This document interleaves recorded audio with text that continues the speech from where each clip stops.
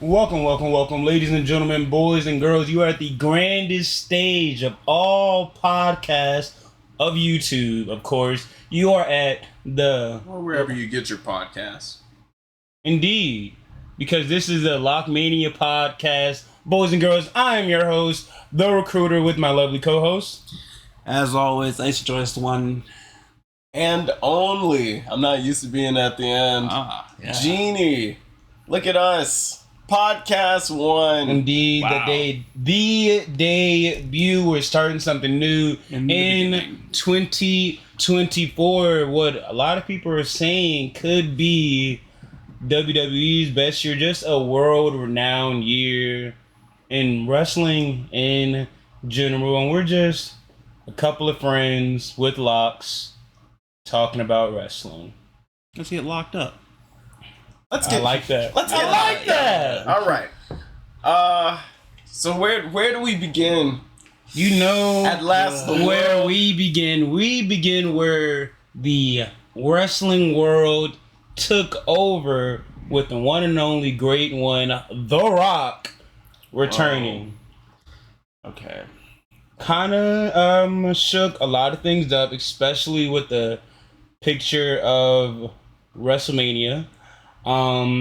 The gender promo I wasn't a big fan of until the last, couple seconds, minutes, wherever you say, where he just finally gave us the match that we wanted and finally said, should I sit at the bar? Should I sit at the booth? Or should I sit at the head of the table? We're finally getting it. Rock Roman, but there are some negatives to it. But how do you guys feel about The Rock returning? First off, the People's Champ is back. Right. So I did it for The Rock. I did it for the people. Yes, The Rock being back on stage, it's gonna be a big match field, and a big person involved. That's a big money match that will draw attention, and it's The Rock versus Roman. Yeah. I mean, of course, it's gonna draw attention. This is Roman Reigns. I acknowledge the Tribal Chief. I want everybody to hear that live. I acknowledge the Tribal Chief. My fingers in the air. Okay, I was gonna right now. I was gonna let Ace's fingers also in the air. My fingers not in the air. And these guys can tell you, I have not been a Roman guy really since Sammy turned on him. Yeah. Ever since then, I'm like, not even before. Liar. I was in and out. You weren't real. I was for the bloodline. I was for Roman when Sammy was in. Right when Sammy got out, the bloodline story got kind of stale. I don't believe that. In my opinion, then it was the same match over and over. But that doesn't matter. Rock is. First off, who do you think would win that kind of match? Or secondly, where the hell is that match going to be at? Who do I think would win, Roman or The Rock? I don't want to say that that the People's Champ can't hang. He's the People's Champ. He's The Rock, but he ain't 1997 Rock. Not no more. Unfortunately, I think it's only natural to think Roman Reigns is gonna be the one to walk out. My backup question would be, where is Solo Sikoa during this match? Where is Jimmy Uso during this match? Because the bloodline is gonna make sure Roman Reigns wins. And I think if it were up to me, I've seen people talk about it, about the road to WrestleMania, about The Rock's road, and I've always thought, like, when The Rock came in, I immediately was like, all right, where's this match going to happen? Because Cody Rhodes needs to finish the story of WrestleMania. That is the goal for me, is for Cody to make it to WrestleMania and beat Roman Reigns. But in order for that to happen, Roman Reigns has to make it to WrestleMania as the champion. And not only that, if this match, the Rock-Roman match happens, I think the perfect place would be at the Elimination Chamber. It's going to be in Australia, I believe. Australia. Yeah. They've been But dirty for The Rock. and I'm very glad you said that Cody Rhodes finishing the story. I think where a lot of people are getting really, really confused with this whole story thing. Cody Rhodes' story is not to beat Roman Reigns. Cody Rhodes' story is to be the WWE champion, which his father has never did. Point blank period. Would the best option be for him to beat Roman? Right now, theoretically speaking, yes. But what I kind of would prefer to have happen with The Rock coming back and all of this jazz happen. Keep in mind we're recording this on January 10th. So we already know about the Fatal 4-Way. We're going to talk about that a little bit later. I wish Randy won the Fatal 4-Way. Okay.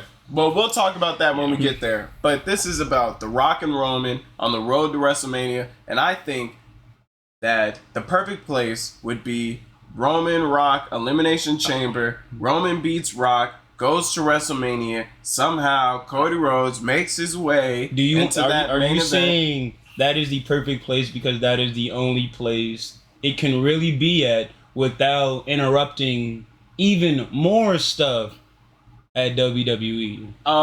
Yes, I believe that is what makes it perfect because it wouldn't interrupt the things that are currently going on.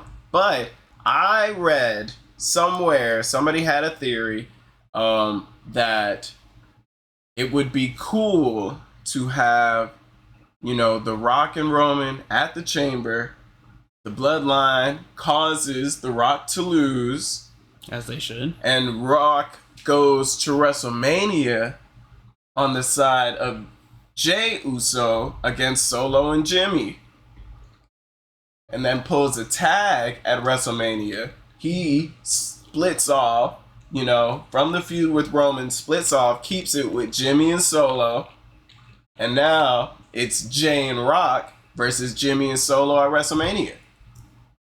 I don't think we're getting The Rock for very long. I don't honestly. I think this is just like I said, a big match. It's one of those matches where it's a big name, and the People's Champ is a big name, as we all know. And Roman, a win over the People's Champ, that just draws more heat. They already want him to lose. Yeah. But acknowledge the tribal chief, man. I'm telling you, Roman Reigns is literally bred to be the next greatest to ever grace the sport. Because think of the names that he's beaten. Think of Brock Lesnar's, Triple H, John Cena. Big names. I don't want to say anything just because I've seen and read a lot of stuff, especially about the day one pay-per-view. So then what are you about to say to me? You guys have heard of the butterfly effect. Pretty much, right? Pretty much this theory that one single flap of a butterfly's wings can change the entire trajectory of the future. Apparently, Roman was supposed to lose at day one. So his reign was supposed to stop at around, I want to say 300 days to 500 days. So that one sickness where he had COVID now has stretched this title reign 3-4 times the amount? Stretched? I mean, I'm not saying it's okay. It has elongated. Elongated? Indeed. I'm not sure I understand where you're coming from. It has made this title reign long. I'm not saying because I'm just going off base what I've heard on the internet. Everything on the internet is not true. Yeah. But it's crazy how a lot of these sources are saying the exact same thing. Maybe they were reading each other's things. Absolutely. And formulating similar opinions. Similar opinions, you say. Thank you. But I feel like you can say whatever you want. Let's say that Roman Reigns was able to maintain this whole title reign because he had leukemia and he overcame or whatever, but it's like it's some gracious thing that the company did. Maybe if that were the case, well, they stumbled upon the billboard breaking, record setting, biggest ever star they've had in WWE since 97. And it's like, even if you want to say that he had this long title reign because he was sick and it was the right thing to do and, you know, they wanted to give back, well, he led WWE to the most lucrative year that they've ever had. That's why the title reign has gone on so long, because Cody Rhodes was able to come in last year as effing Cody Rhodes, not win WrestleMania, and they making more money this year. Like, they didn't put it on the back of Cody Rhodes. They kept it on the back of Roman Reigns because it's going up. It's going up. Love him or hate him, the Tribal Chief has had one of the best world title reigns in WWE history. This time, not even when he was just the big dog, but as the Tribal Chief, when he pinned Braun Strowman to win the effing world title, the whole situation after that been on another level. It's crazy to do that with what? 15 defenses in 3 years? I'm sorry. How long? I mean, I'll give 3 him the title. years? I'll give him the title reign. But in the last year and a half, I want to say the last 11 defenses have been the exact same. It looks like Roman's about to lose. Oh no. Oh no. Jimmy J Solo come and save the day. They distract whomever. Duck, spear, guillotine, tap, Okay. 1, 2, 3. Has that not been the case for Roman and the bloodline? He's the Tribal Chief, but why does the Tribal Chief always need help? If the Tribal Chief is saying, acknowledge me all around town, saying, I sit at the head of the table, how come he can't bring the food home by himself? Why he need his posse every single time to bring the big deer or whatever home? Okay, these are two separate things that you're spitting at. Yeah. The first, I will tell you this, and I don't know if people have ever thought of it this way, but you know what? I'm going to leave you with this, and then I'm going to go after the first thing that you said. Why does the Tribal Chief utilize the bloodline? Because it's not the Tribal Chief versus Randy Orton. It's not the Tribal Chief versus LA Knight. No, it's the Tribal Chief versus the SmackDown division. They all want the Tribal Chief. Does the Tribal Chief get a chance to do whatever and play? No. The time that he's gone is in between defenses. It's in between times when somebody was coming for what was his. And you want to tell me that time after time after time, when all these guys are coming up, they're on the ride of their life. LA Knight never been harder. You don't think that he's got the masses behind him, but nobody's saying, you know, why is the universe helping LA Knight? Why does LA Knight need the universe to beat Roman Reigns? Well, because Roman Reigns is such a big figure on his own, LA Knight got the whole arena. Who's got Roman Reigns back? The Bloodline, Paul Heyman, Jimmy Uso, Solo Sikoa. And that's why they have been able to withstand this test of time. Now, the other part about Roman Reigns, you got into it a little at the beginning, and I think that you are confusing you're letting your opinion of the way these matches go take away from what we're seeing even outside those matches. Like, anytime Roman Reigns has been in the ring, he was in the ring with Logan Paul in like his third WWE match and made him look like $1 million and did not look like Roman Reigns. You know what I'm saying? Yeah. That's impressive. Now, if you want to talk about the formula of the match, tell me that John Cena don't got 5 moves of doom. tell me that Randy Orton don't got more than a DDT, a power slam, a punt kick, and the RKO. Tell me that The Undertaker don't got more than a snake eyes, a big boot, a choke slam, a sidewalk slam, the pile driver, and a leg drop on the apron. Old school. You know? Yeah. And old school. Thank you. Yeah. But tell me Triple H ain't got more than the spine buster, the face breaker thing, his knee, and the pedigree. Yeah. You want to talk about formula? There are wrestlers who have stood the test of time that have got away with 5 moves. John Cena didn't have to start adding moves until he was in the latter end of his career. And you want to tell me that just because the formula is a little bit predictable, that we're not seeing the greatest we've ever seen? That's you putting your opinion over what we're watching. Week by week, without competition, Roman Reigns is moving the needle. People are... He's not on the show week by week. People, when he doesn't have to be no more. Now, he just got to say he gonna be somewhere and it's gonna sell out. Absolutely. People pay money to see the tribal chief. But before he was gone, week by week, even still, if they say that the tribal chief is going to be wrestling, people, if they say he's going to be on TV, because he don't wrestle on regular TV. If they say he's going to be on TV, people are tuning in for the Bloodline segment. People are tuning in to hear what Roman Reigns got to say. And they not doing that for Seth Rollins. I mean, I love Seth Rollins, but they're looking to see a Seth Rollins match.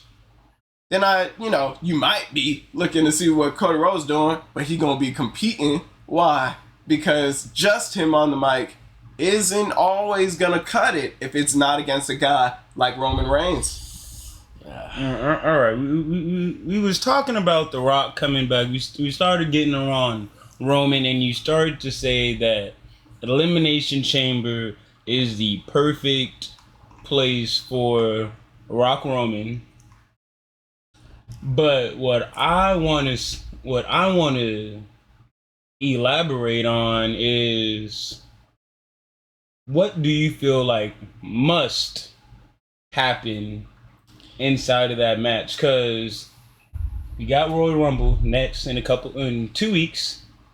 Elimination Chamber, that is the last step.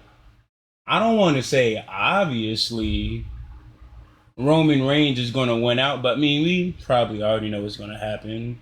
Real fans probably already know Roman is definitely going to WrestleMania, like I've kind of spoken to both of you guys about. I feel like it's kind of a spit in the face to not only us fans, but Roman, and the title reign that he loses anywhere else but WrestleMania. I feel like that's kind of just like, we saw this. I will say it was a good piece of work. It kind of got stale. It's kind of like watching a 5-hour movie where the peak happened 2.5 hours in. And then now you're just seeing. But you know what? You know what that is? That's you looking at, all right, the movie was 5 hours and the best part was in the middle. Not at, where was it on the billboard? Where was it in comparison to the rest of these movies? No. That's what that opinion is. I understand that. I understand what you're getting at. But has it... Okay, what I mean by the peak was 2.5 hours in. Now I feel like everybody's kind of looking at the reign. You're either on side A or side B.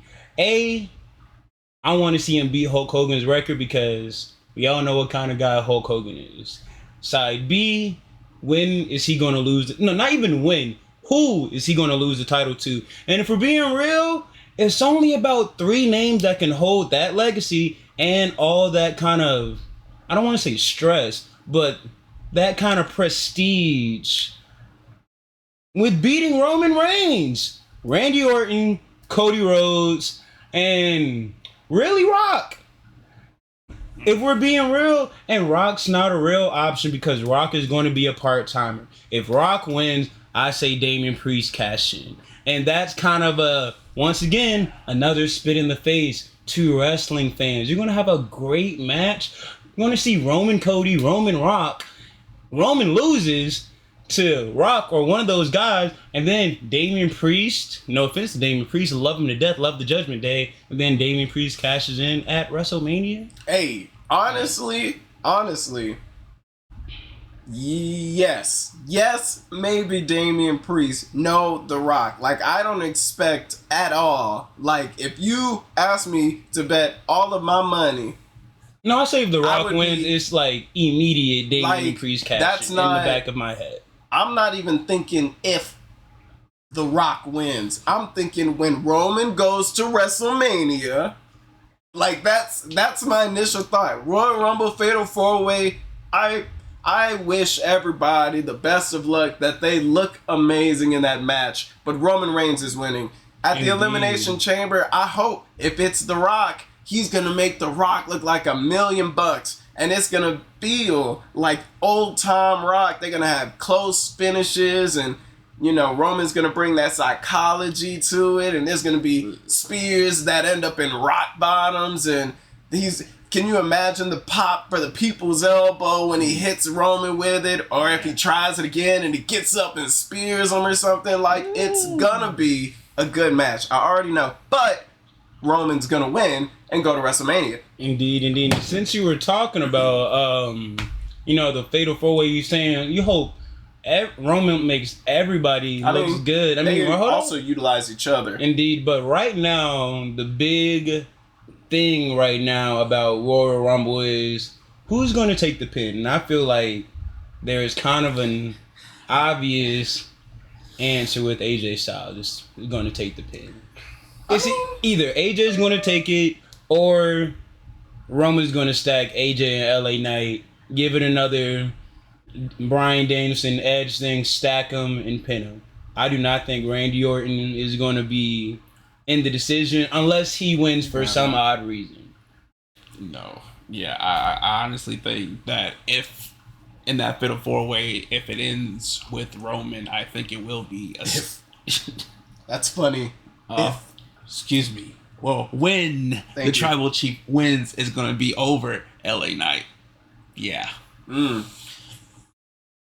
just feel like it's the best choice because, you got a bunch of guys like Randy, or not a bunch of guys, but like guys like Randy coming back. AJ Styles is also making a comeback, and they're looking like they can, go on another run. Yeah. And it's like, it's just a matter of, I guess, booking decisions, like which way they would go. Well, I feel like sorry to cut you off. No, you're fine. I feel like LA is the best person to take the pin because everybody is already saying, LA Logan Paul at WrestleMania for the title. So I feel US. Like for the US. So I feel like that would be like, I lost this match. I'm not gonna stop it. Everybody knows who I am. I'm LA Knight. Yeah. And then Logan Paul hops up and be like, hey, bud, I'm the U.S. champ doing all that chitter chatter that Logan Paul is going to do. And then that's really going to be the moment for LA Knight at WrestleMania to finally have his moment that he should have had a couple of months ago for the title when he was going against the U.S. right before he did the Universal Heavyweight, whatever the hell they call that thing. WrestleMania is going to be his moment where he beats Logan Paul. Royal Rumble is kind of like one more fall, kid. Are you going to get back up? Well, speaking of the Royal Rumble, what do you guys think? What's the card so far? As of the card, the 10th of January. The 27th of January. I'm saying as of today. Oh. We are going to see Logan Paul, Kevin Owens. We're going to see, obviously, the Fatal 4-Way. And I believe we're going to see one more match. Is it Drew Seth? No. Wait no. No. It may be Drew Seth. Seth is doing, open challenges right now. Yeah. I don't know. Because I think I've heard... No, Ginger's on Raw. Yeah, I think I've heard, seen articles about him facing Drew at like Elimination Chamber. I was trying to look to see before this, but it seems unsure right now. And as of right now, I mean, okay, so you guys are thinking Logan beats Kevin Owens. Card is as follows: January 10th. So sorry. Fatal 4-way: Roman, Randy, AJ, LA Knight. The men's Royal Rumble, women's Royal Rumble. Logan Paul, KO.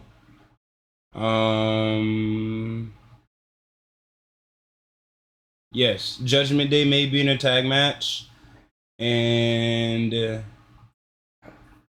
Rhea may be defending. Okay, so I mean, that's not any more information, unfortunately. But so you guys are Logan over Kevin. Yeah, I'm going. It'd be cool to see KO to be champion, but I think they're gonna keep it on Logan just to keep that heat going. Yeah, I don't want to be. He should wrestle more. Yeah, I don't want to be, the looks at dark sheets guy and formulates an opinion based off that. But I'm not seeing a whole lot of good things about Kevin Owens right now. So it's just like and you like when you see that and then you look at the product and you kind of like, it's kind of true rather than what he was doing 3 months ago. It's just like, not why give him the title when you have this marquee matchup for WrestleMania, but it's just, what's the point to do it? I mean, I guess I haven't seen anything, so I still have the joy of guessing in the dark, which is the magic of professional wrestling. But I do think that Logan Paul is probably going to win. I think that Kevin Owens is a really solid name under Logan Paul's belt if he wins. Because Rey Mysterio, I love Rey Mysterio, but at this point, Kevin Owens is more of a world champion than Rey Mysterio. So, with Logan Paul getting the win over Kevin Owens, it's really, getting a win over a big fish. His first win over a big, one of the bigger fish in the pond right now. So, I do think that that'll probably be the outcome there. And I guess, what do you guys think about the Women's Royal Rumble? Women's Royal Rumble. I'm going Nia Jax, baby. I have two answers. I've got one. The woman I would like to see win it's not going to happen. Jade Cargill. I would love to see Jade Cargill debut and win. Go against. The obvious choices would be Rhea, but I feel like that match... Her and Io would be a better... Yeah, like... After last year, I feel like Jade cannot... She's not ready for that high caliber of a match. She try to meet the caliber of Rhea and Charlotte. So I feel like Jade Io would be the better choice if Jade wins the Money in the Bank. But... I think they're going with the man, Becky Lynch, baby. Becky Lynch is a pot. She's a strong choice. And if I wasn't rooting for Nia Jax, I'd be rooting for Becky Lynch. I think there's a sleeper in there, man. I'm going Bayley. I think it's time. I like Bayley. Bayley going to face Io. Yeah. Yeah. I feel like this would be the opportunity for Bayley to cash in on a big opportunity. Yes. But I think Bayley a stronger choice than Becky. Yeah. My thing with that, the Bayley and whole damage control story, it seems like it doesn't need that Royal Rumble win or the Elimination Chamber win to go all the way to WrestleMania. Will it be a marquee match looking at all the stories and everything going on right now? Probably not. It'll probably be, you hate to say it, night 1, third match on the card, and you call it a day after that. But I don't know. I mean, I feel like if they would like to capitalize on the story they have, it has to go two ways at least. One way would be that the road between now and then, even if she doesn't win Royal Rumble, has to be cinema. It has to gut-wrenching, and you want to cry for Bayley because she is just being put through the worst situation. Or you could go Royal Rumble. She could get the big baby face win in the Royal Rumble match and then already have the crowd behind her, and Io turn, and now Io catches a whole lot of heat off of the turn on Bayley, who could get the big baby face win. But I feel like if it's going to be where it needs to be by WrestleMania, we need to start feeling for Bayley in the way that makes us want her to not be in Damage Control. We shouldn't just see it coming, but we should be feeling that as well. And I think they've done a great job of showing you it's on the horizon. But do you feel anything for Bayley? Genuinely, like, do you feel like she's that, the person to get behind right now? Not exactly. But I do think that it's on its way. But I think that Royal Rumble probably is going to be one of the best places to do it. Yeah, I was thinking, and there could be a third option. It could be a complete left field. What if she went Rhea and then added another title to Damage Control? And stays in Damage Control. Right. Possibly. And this is like, that's kind of far-fetched, though. I mean, I'm but just it's saying, a possibility. Possibility, it's yeah. It's like to really, are they going to pull the trigger? Just like, how we've had in some of these recent matchups that are build-ups.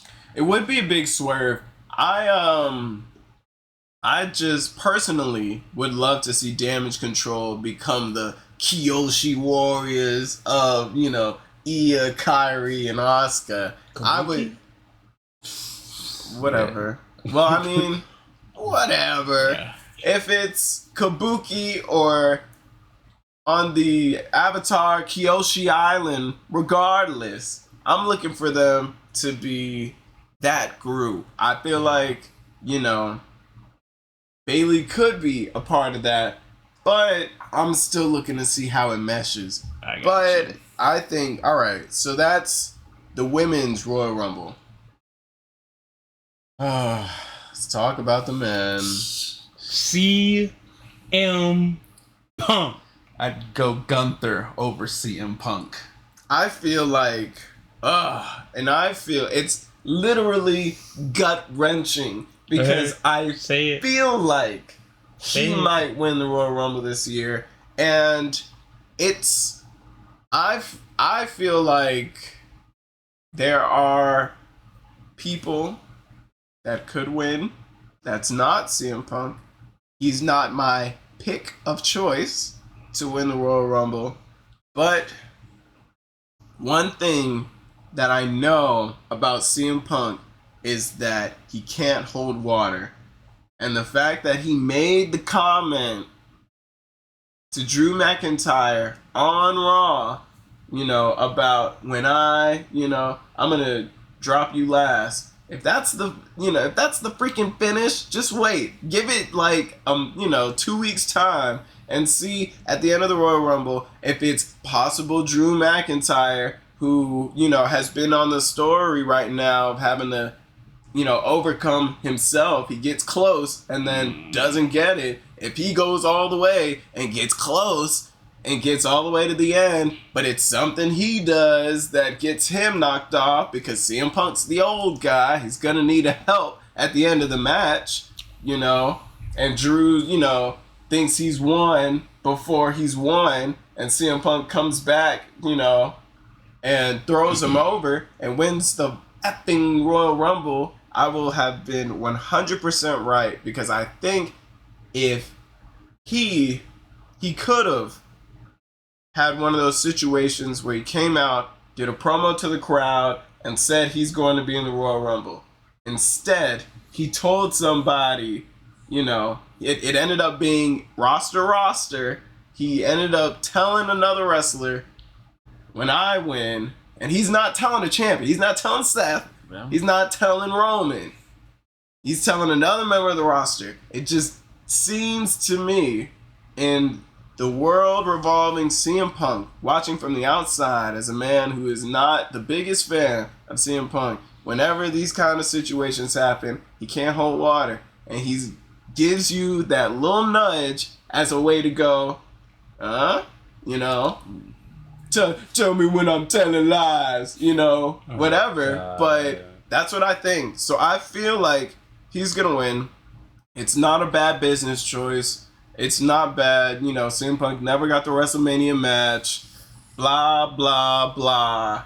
It's a decent business decision as long as CM Punk keeps, you know, his act together backstage. But I think it's possible. Who would I pick? I think I'm okay with Cody Rhodes winning the second time, honestly. That's not a bad pick. That's just, I've really... What would be the point, though, for Cody Rhodes to win again? Tell me the match is guaranteed. Once again, his story is not to beat Roman Reigns for the belt. His story is to strictly just win the title. Right. And think about this. But, okay, you think about this. I have already said Roman Reigns is going to WrestleMania. You asked me, he's at WrestleMania. If Cody Rhodes finishes his story, where is that going to be? WrestleMania. If he wants the world title, not the Seth Rollins, I understand that. In my mind, it's already decided if he is going to finish the story and win the title he said he wants to win, it belongs to the man that I think is going into Royal Rumble, going into WrestleMania with it, and that's Roman Reigns, a.k.a. Roman versus Cody. Okay, but let me ask you this. Which one do you feel like has more history? Which one would you rather, if both of these matches is on paper, which one would you be, and you're the booker, which one rather you see? Cody versus Roman or Cody versus Randy? I feel like you can take this Roman Cody thing, because honestly, I think they're going to let Roman beat the whole Hulk Hogan record.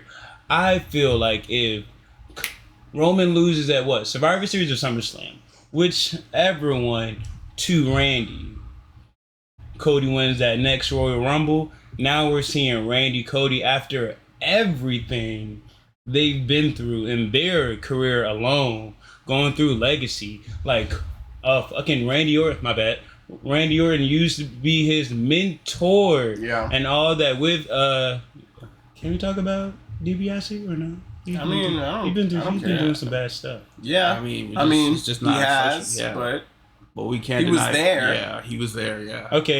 DiBiase and things like that. Yeah.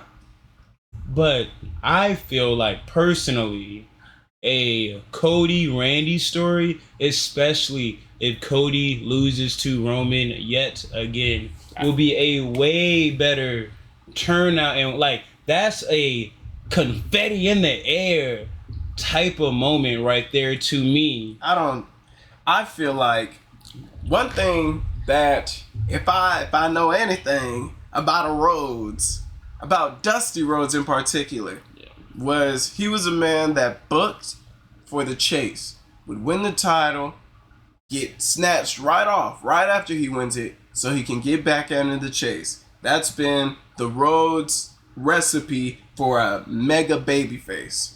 Cody Rhodes could do the exact same thing. He could win the world title against Roman Reigns, and Damian Priest could cash in. And now he's got to get back on the chase. Now, it's not to say that the Cody-Randy match is not money. Like, there's not history behind it, because there is. However, that has the ability to happen for as long that they're wrestling in WWE. Roman Reigns about to be out of here. You want the win over Roman Reigns, now is the time. Now, he might, let's say that he did lose at WrestleMania. Roman gets the Hogan thing and then ends up losing it. If it's not Cody Rhodes, they've missed out on the ride of Cody Rhodes. Because I think it'd be a better story for Cody to win the world title. Like he could even beat Damian Priest, have a good feud with Damian Priest, and be a 2-time world champion. And then Randy says, well, now you're the guy in my way. And now you have to touch that, and he's got the title. So now it's Randy Cody, same legacy, same thing, but it's now also Randy's coming for the title, which means Randy's in the attacker position and there's gold at the end. So, and then if he loses to Randy, he's back on the chase. I just feel like what WrestleMania last year taught me is that Cody is not afraid to take the L. He's shown before, up against Seth Rollins. Took the L first, in terms of like when they had their trifecta, trilogy, or whatever, the trilogy. Thank you, trilogy. But I think that Cody Rhodes could be that guy, win the title, for the big moment in the sunshine, big mega pop, maybe even hold it for a week, maybe, or just something crazy like that. And then, as a fighting champion, he's like, on the Raw after WrestleMania, it's like, I'm ready to take on, whoever. And it turns out to be, maybe the worst person. Braun Breaker. Or, and it's this crazy physical ass match, excuse my French, this physical match where Braun took him all the way to the limit. But Cody overcame. But it cost him. And Damian's watching. It's not Money in the Bank yet. Mm-hmm. Damian's backstage. Yeah. He cashes in on the first Raw. And now Cody doesn't have the title anymore. We had it. WrestleMania, it was there. At the beginning of that show, he addressed the people as the champion. That's it. That's all we need from Cody Rhodes. And then he could lose it. And then be back on the chase. And now, back on the chase for the big match. Yeah, for the big gold. Now there's a different reason. He doesn't have to fulfill his father's legacy anymore. Now he's getting back what belongs to him. Now it makes a person out of Cody Rhodes rather than a boy looking to, fill his dad's shoes. Now it's the world title becomes about Cody Rhodes, not so much about Dusty Rhodes. You know what I mean? Indeed. I mean, they'll just have to execute. Like, I personally feel like WWE has a huge problem on executing big matches. Because when you think about it, what's the last big name? This kind of goes back to the Rock Roman match. Which last huge match that you saw on paper, you was like, that's going to be huge. And WWE actually fulfilled and executed it. If you really want to say it, it may be Cena Taker. That match was terrible. You can kind of blame booking just because, Cena was in the crowd for some odd reason. But the last big match there was, I want to say Undertaker's retirement match. Cena Taker? Like you going like... No, I'm saying you put two huge names together. Yeah. And you're just like, that match is gold. Like, you don't need, kind of like a match you don't need a build for. It's just, boom, big name here, big name here. They're going to have an amazing match. I think it's, I don't know. I don't know if I can get behind that 100% because I think that's looking past, one, what WWE didn't have before, which was lots of really over stars. That kind of ended in that Undertaker John Cena era. After that, it was the guys were pushing on you, to be the face of the company. And so there wasn't a lot of people that, people were rooting for. And, where it was like a split decision. You know what I mean? I feel like recently though, like you could say, I don't know if I can, because there's matches that have been along the way that have had two names that have collided, you know, on fire, and it went well. Like one that comes to mind is Sasha Banks, Bianca Belair at WrestleMania. That was Bianca as, you know, her hottest, being, you know, that women's world champion, you know, that she was, and that was Sasha coming out of tag and world title stuff with Bayley. Yep. You know, so she was like the marker, and that match went well. Yeah, but some people say that match, I don't want to say, I mean, it did steal the show, but some people kind of add history of that match, you know, being the first two black women to main event WrestleMania, and kind of add that factoid to it and make it boosted. It was a great match. That can't Everybody listening, quality, y'all though. Too. It was a great match, but it's kind of like, oh yeah, and it was this, by the way. So you kind of like push that little fact in it to make it not a better match, but you just put that little fact to it. I mean, all right, like that's very like nitpicky, was Brock and Taker that good of a match if he already lost a WrestleMania? Would you have still put that? Would you have still put that same? Taker and Roman, he already lost. So when he lost again, did you kind of elevate that match because it was his first loss?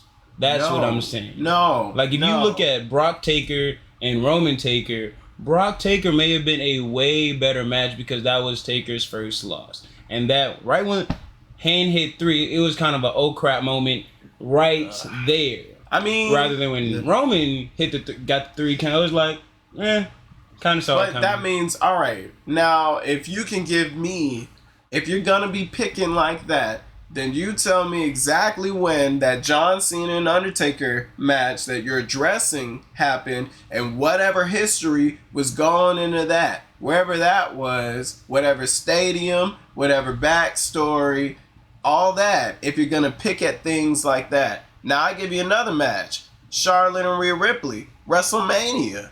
Last year, 2 figures, big, hot, biggest they'd ever been, you know, in terms of getting on the WrestleMania card. Like, people were, until the day of WrestleMania, people were like, is it the women's or is it the tag? But one of those is going to be the main event of WrestleMania. You know what I mean? Yeah, and that's I see what you're saying. A match where 2 people came in on fire and delivered. They stole the show. People couldn't decide if it was the tag or if it was the women's at the end. Which one was match of the night or whatever. That was when, you know, that's a time when it worked. I'll give you another one. Elimination Chamber that year, Sami Zayn and Roman Reigns. 2 guys on fire. That match, perfect. Picture perfect. Sami had the chance. Sami had the time. The crowd was behind him. Sure, it was where he was from, but I mean that's the circumstance. You know, we could say that, you know, Charlotte and Rhea was only this big a match because it was at WrestleMania. Like, we're just picking at circumstance. If we pick at what we saw, what was delivered, how they were able to work wherever they were, work that crowd, have them on their feet, popping loud, you know, big moves, have the folks at home popping just as big as the folks in the crowd. Like, it required these 2 people to be on fire, to meet in the middle, and it created an explosion. Roman I'm not going to say that WWE doesn't, you know, have matches where it under-delivers. This is true. However, this is also professional wrestling. I've seen AEW matches that I thought were going to do one thing and did something different. I've seen matches in New Japan where I thought it was going to go one way and it did something different. Now, some other promotions might be a little better at keeping consistent names, but I will say that WWE, for all of their, shots that they miss. They do have shots that they've landed, and I cannot say that they don't know how to book two people that are on fire. I can say that they know how to not do it, but they also know how to do it. So it really is. It almost feels like the luck of the draw because we're not there booking it. We're just watching. So sometimes it's like it could be, and sometimes it just isn't. But that's professional wrestling. Yeah, I mean, when you think of it like that, names like Roman and Cody, I was saying, and when you put two names together, that delivered. That was one of those matches where it was like, oh man, are they really going to pull the trigger on the Tribal Chief? On the Tribal Chief? And it had you on the edge of your seats all the way from start to finish. Yeah. Speaking of pulling triggers, I'm sorry.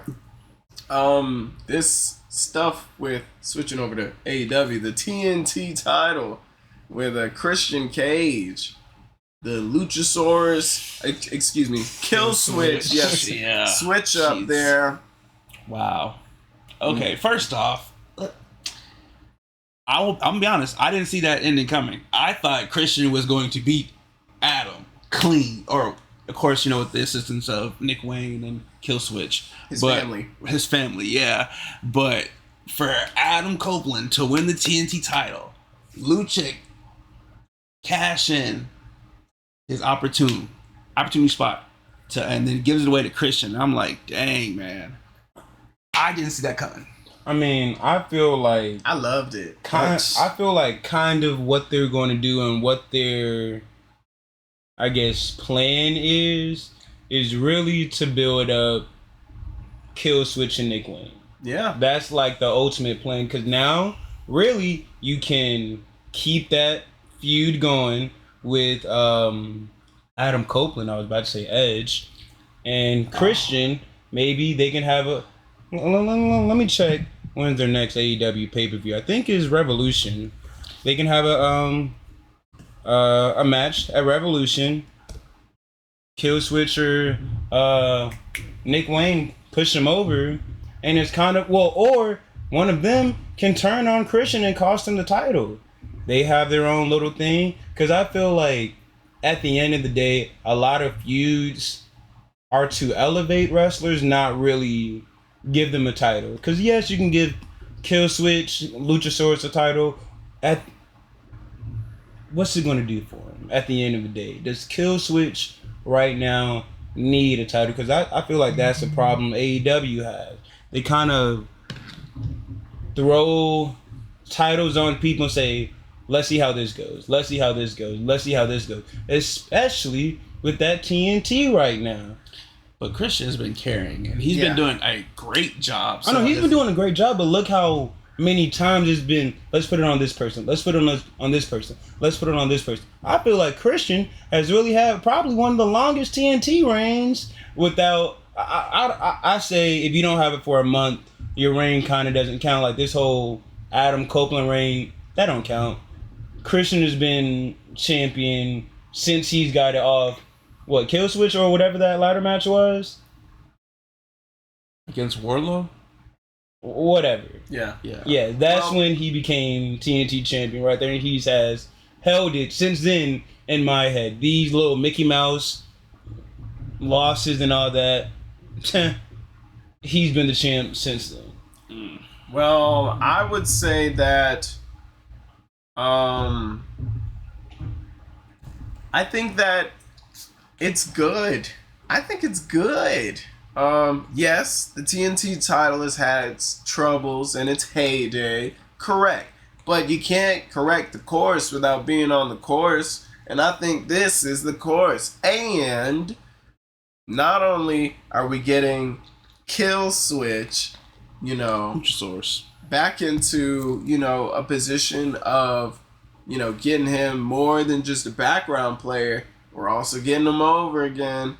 People are chanting Luchasaurus in the crowd. People are wanting this, and they're going to continue to leave him out on purpose so that he can form that connection back with the crowd, so that when he turns, it's big. People want to see it. And it's not just a turn that they're doing, and then now we have to react post. They're doing this where the fans they want Luchasaurus. Like, you know, with Christian Cage literally thanking everybody except him. Like, it's, you know, and Christian being the heel that he is just so good at putting the heat in the right places. Like, there's nobody else that can talk about, like, somebody's dead relative. And it's like, what? Yeah. Like, did he just say that? But he's found a way to be able to take that heat, and people will forget about it the next week. You know, they'll just expect him, you know, I'll just see things on social media like, you know, he's feuding with this person. I hope he doesn't bring this up. But then guess what he brings up on that next episode? Like, you know, I think this is splendid. Like, I thought when Killswitch cashed, it was just going to be another situation where he wins the title and then Christian Cage carries it around. I thought they had just outsmarted Adam Copeland. But if that would have happened, I would have continued to think of Killswitch as just muscle. As just Killswitch. Just the finisher. But he's more than the finisher. Yeah. He's a dinosaur. He's Luchasaurus. You know, like, I think it's doing well to get him over. I think this is the right direction. And, you know, I'm glad you brought up that point with him in the interview, or the when he was promoing, not acknowledging Luchasaurus. So, with that being said, I'm thinking at some point it will be Nick Wayne holding that title, and Lucha would be the one to take it off him. Nah. I think Nick Wayne will be the TNT champion by the time Lucha makes that turn. Honestly, I wouldn't be against it. You know, he did say in the promo he's going to pass it on to his son, Nick Wayne. You know, the legacy of being the champion. I think it could be that could be the breaking point, you know? Maybe Christian Cage being Christian Cage, instead of having Nick Wayne win, he just has a ceremony and gives it to him, you know? And, you know, maybe at that point, being a little further down the line, doesn't do so much finger pointing about, you know, he's gonna give it to Nick Wayne. But he says he's gonna give it to, you know, the person that he feels has done the most for him, you know, during the course of this title reign, you know, at all opportunities had his back like nobody else did, you know. And then you get to that and he says, I want to give this to Nick Wayne. And Lucha, you know, there in front of everybody, and he loses it. And it's like, oh, Lucha smash! You know, like, it just really goes out of control. And then, you know, but maybe it was legit. Like, he gave the TNT title to Nick Wayne. And now it belongs to Nick Wayne, who then Lucha would, you know, maybe take Christian and then take Nick Wayne. You know, and I was also thinking, you know, it could be the fact that Lucha would just snap on Christian, put him out of commission, and now being injured, pass on the title. To give it to Nick and in order Lucha, to defend the title. And then Lucha wins the opportunity, or you know, continues. Then it'd come back and rubber match, and then Christian would come back and try to challenge for the world title. And then this would be the real crowning achievement. I mean, but that's another possibility. I think it could be really cool. But Christian as the TNT champion so far has been brilliant. I think he's going to continue being champion for a good little minute. Forever. Forever champion. They step up to get stomped on. Absolutely. Speaking of stepping up, somebody stepped up on Twitter. We need to step off of Twitter. Tony Khan, man. I love it. What are you doing? I mean, okay. I love it. One thing I have seen within the wrestling business said a lot. Real problems create real money. And I feel like what Tony Khan's problem is, he understands that he's basically wrestling's little brother. I'm sorry. At this point, if you want to be a great wrestler, I'm sorry. You got to go WWE route. That's like you can't be the best quarterback in the world and be in the Canadian Football League. You got to be in the NFL. You cannot be the greatest basketball player to ever live and be in the Euro League. You got to be in the NBA.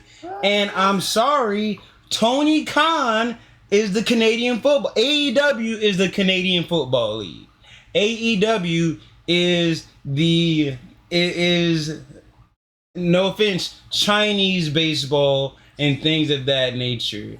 Are there amazing wrestlers in AEW? Yes, but how come I'm not going to say none of them can get pushed like a Roman Reigns, like a Cody Rhodes, like a Seth Rollins, like a CM Punk 3 months within the WWE, but how come some people that's been with AEW since the start haven't really been getting pushed to that same level of the same superstar like a WWE? Kenny Omega, the Bucks, Hangman, Adam Cole, are they getting pushed? Not like pushed. Do they have the same superstardom as like if you compare Roman Reigns and Kenny Omega? Who's the bigger superstar? Wait, not saying who are you a bigger fan of? But WWE is it's more global. It's kind of like apples and oranges. Yeah. No. It's not that they're both not fruit, because they are. But more people might be more familiar with apples. You know, there are red ones, there are green ones. That's apples. And apples are good. And they're in apple juice and apple sauce and apple cider and apple sodas and all these candies and all this other stuff. Orange has flavors in some candies. Orange has mandarin oranges and, you know, little cuties, yes, and other oranges and orange juice. But everybody ain't looking for orange juice all the time. Not to say that it's not good or that people don't love it, right. But that's kind of how I feel like, yes, WWE is this titan of a company, but it's been around a lot longer than AEW. I mean, yeah, that's obvious. When it comes to who's a top star where, some companies have dropped the ball on people who are top stars. Samoa Joe being an example. WWE dropped Samoa Joe. Samoa Joe didn't just become better again. Like, this wasn't here. This is the same Samoa Joe that was in WWE, in the major company, and they couldn't turn him into the star that he already was before he got there. Shinsuke Nakamura is another example of a guy literally larger than life. I've seen this man perform in matches that are just not what they're doing in WWE. He's capable of it. I've watched him. I've seen sparks of it in some of these matchups. But they're not making him the star. They're focused on making Roman Reigns the top star in the top company, you know, for 25, 45, 55, 65 years maybe, you know? AEW is literally the company made from the indies. You know, if you didn't watch Kenny Omega before AEW, you didn't know who Kenny Omega was. But Kenny Omega had already performed on the grandest stages around the world. It's not that he already wasn't a big star. Like, sure, people in Japan might know Roman Reigns from WWE, but it's because they watch Roman Reigns. Right. It's not because Roman Reigns was in Japan wrestling, you know? It would be different if we lived over there. But we live in North America. And North America's biggest wrestling company has been WWE since the territories. That's it. You know? I feel it's a little unfair to do Roman Reigns versus Kenny Omega when Kenny Omega hasn't gotten the exposure that Roman Reigns is so easily, you know, put on. Like, sure, you're getting, you know, AEW's champions on some talk shows, right? But them talk shows ain't always Jimmy Fallon. Roman Reigns is on Jimmy Fallon.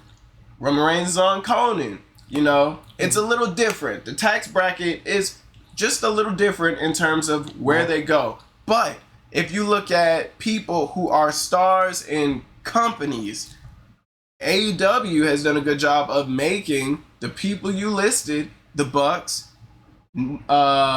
Hangman, Kenny Omega, the stars of this show. You know, people are cutting their teeth and coming up off of these people, you know. We saw FTR realize themselves as one of the best tag teams in the world, arguably the best, you know, depending on what your opinion is. And who did they beat to really cement themselves there? It wasn't the Usos. I'm gonna tell you that. Like, there's a difference because each has cultivated stars, but they're two different companies, you know, with two different things. You can't expect the top guy in, you know, boxing in, you know, Middle East. He could be, you know, the realest dude in his country. But when it compares to, you know, if his country just doesn't make the money that the U.S. makes, the biggest boxing star in the U.S. is going to seem like he's the biggest star. Whether or not you come to blows within the ring and you find out who's really the better boxer. You know what I mean? Like, it's definitely not to say that there's one boxer that you could deem a little more successful because it's the U.S. This is where the money's at. But it could be the better boxer in the Middle East who just doesn't have that resource. Not to say that he's not the best there. Like, you know, if you come to people that follow in that area, he could be that guy. Then how come every time something big comes up, Tony Khan's on Twitter, CM Punk's situation, saying, even though I will say CM Punk did go on a media swarm or whatever to say, you know, what he said. I feel like Tony Khan, to be the owner, saying he feared for his life simply because what did CM Punk do? Like, did he throw a punch or just like get in his face? It was a fight, altercation. It was a fight with Tony Khan. There was a dog. It was crazy. People were bit. Like, anyways, but to be the owner and constantly be on social media, this is how I feel. And then the whole double standard thing of like Hook being 28-1 and then Jinder getting this whole title shot and now whatever and saying, oh, Jinder hasn't won a match in a year. The IWC is the IWC. I'm not saying everybody is a fan of Hook, but I'm pretty sure everybody would like to see Jinder Mahal get beat up by Seth Rollins real quick. Like, if Jinder wins, I would love to see Jinder wins, I would love to see Jinder win. I would. I'm hindering Jinder. I can tell you that right Look. now. Did you want to? Yeah. Let me get control of this one quick. Jinder Mahal is not a bad choice. If he was the one to take it off Seth, I believe it. Jinder Mahal is on a different, you know, world champion. Jinder Mahal was something else. The Mahade Maharaja was on a run like nothing else. It was a money grab. But look though, whatever. I understand. Whatever. It was a money grab. He looked amazing. He was portrayed amazing as a world champion. But here's my thing. I like my wrestling to be realistic. You're telling me Seth Rollins has beat Shinsuke. Who else has he beat? Brock Lesnar. Brock.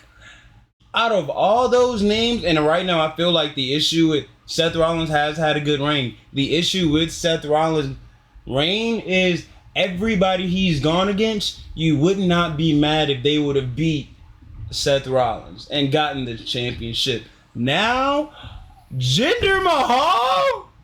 Okay. That is the one guy I would have been like, Shinsuke didn't beat Seth, but Jinder Mahal does? No, all right. Me personally, I'm not saying that Jinder's gonna win. I'm saying I'd like to see him win. Absolutely. I don't think Seth Rollins is gonna beat Jinder Mahal. It's Jinder Mahal.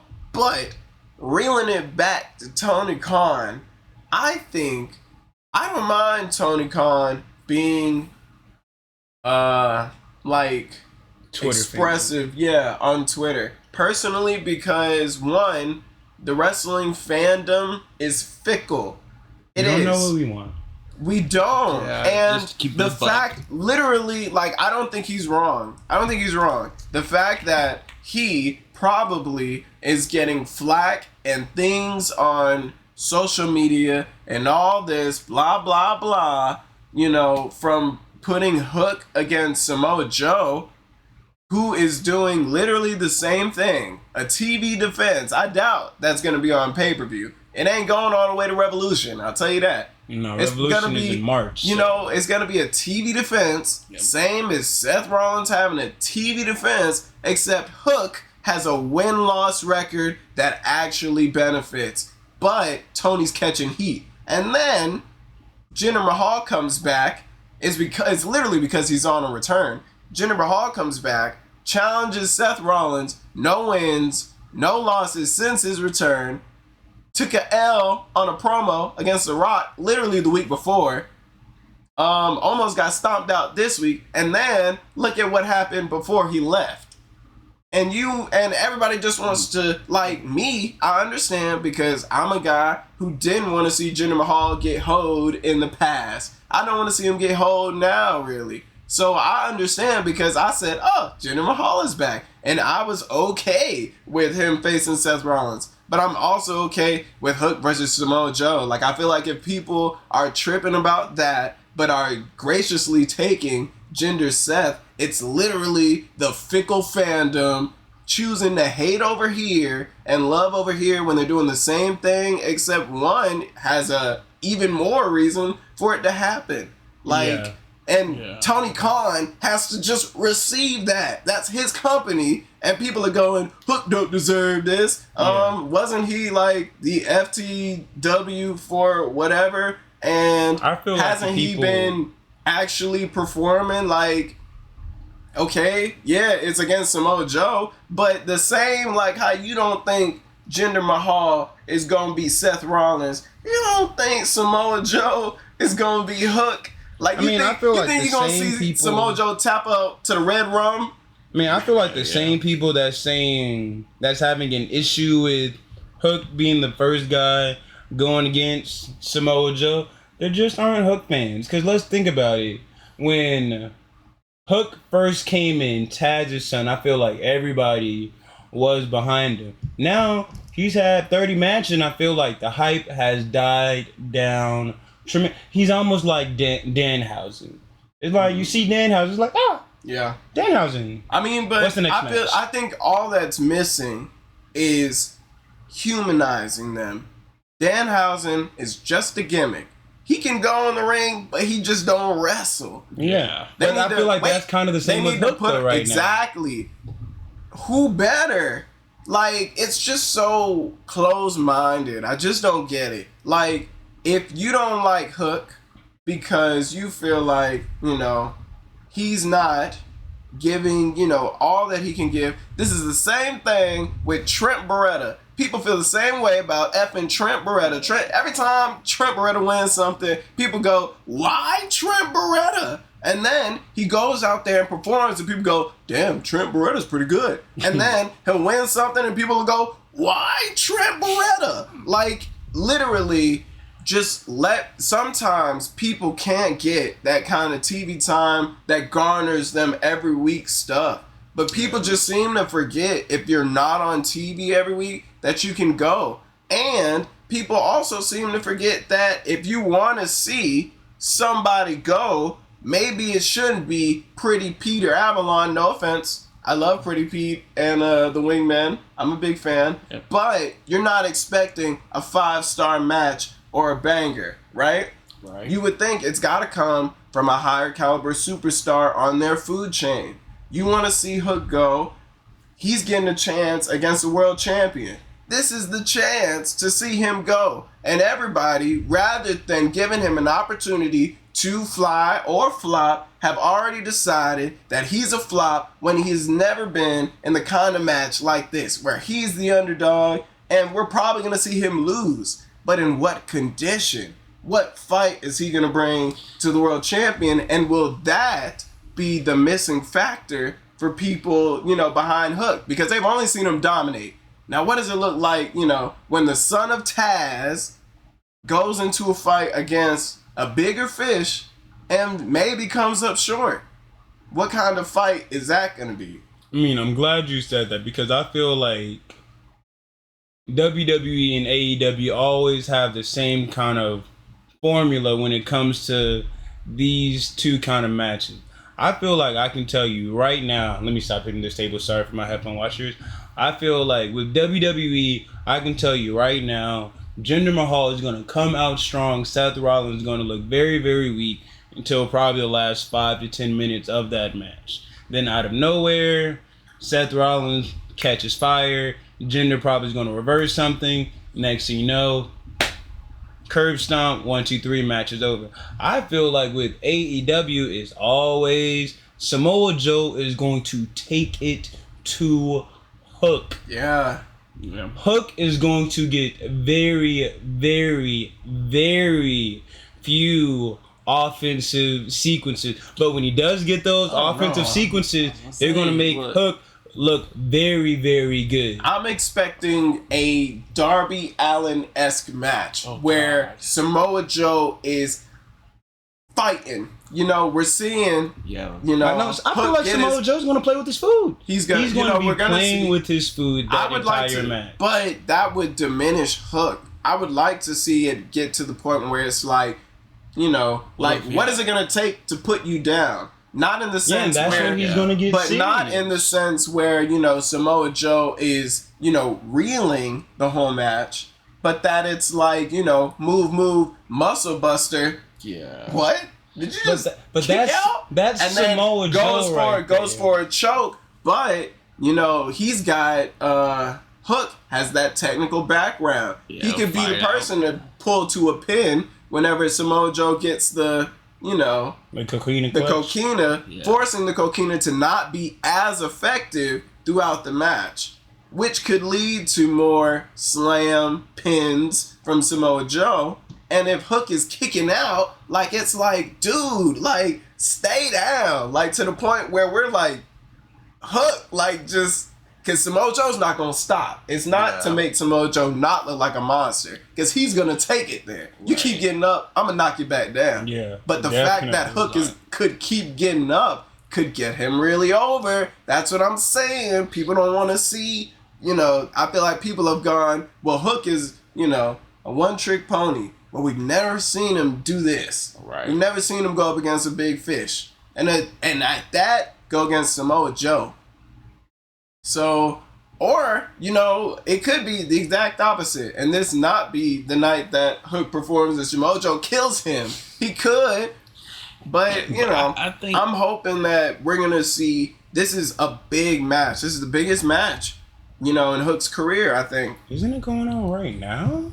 No, I think what's going to happen. It's probably already over. Yeah, what's happening with Hook, this is an opportunity to kind of build more depth to him. Exactly. We're talking about humanizing him and everything, and if he's able to take the fight to the world champion, you know what I'm saying? I mean, you can still he can still look strong, and Samoa still look dominant. Yes, and that's what I'm saying. I feel like people feel like if Hook's gonna look good, it's got to be to the detriment of Samoa Joe. But that's not the case. We've seen many matches where it was we've seen it with Darby, just not die. And think about, Darby is in these matches with Sting, right? How much of these matches does Darby actually get offense? Who's on the hot tag? It ain't Darby. It's Sting, which means who's taking the bumps? Darby Allin. Yep. He's literally making his career off of selling right now, Right. and it's because people respect the fact that he'll take it. Right. He'll take it and he'll get up. And that's like, people take it and they die. That's what happens to people, but not Darby Allin. And I think we could get that same kind of performance where the other team or the other person, being Samoa Joe, will come out looking strong and dominant, and Hook doesn't have to, go down like super simple. But all right. End of the day, I say Tony Khan needs to do two things. Keep on going. One, stay off Twitter. No. And two, he needs to hire a damn production team and some damn writers. No. I'm sorry, he needs to hire a production team and some writers. I don't know, man. I feel like everybody has like what? There's the pros and cons. Right. That we Like get. everybody is just looking at AEW like they're not watching AEW. Everybody has all these opinions, but happen to be doing something from 8 to 10 every Wednesday, doing something from 9 to 10 on Fridays, and doing something on Saturday. AEW is a good product. I'm saying it can be so much better. Tony It can Khan always needs be to better. stop writing, though. I feel think like so, Tony dude. Khan, I feel like he's the one booking, obviously, because you can kind of see the way he talks doing media scrums and things like that. But I feel like if you had at least better people writing or more people writing rather than it being, hey, here's your paper, this is how the show is going to go. The show could be better without just Tony Khan. I'm not going to say that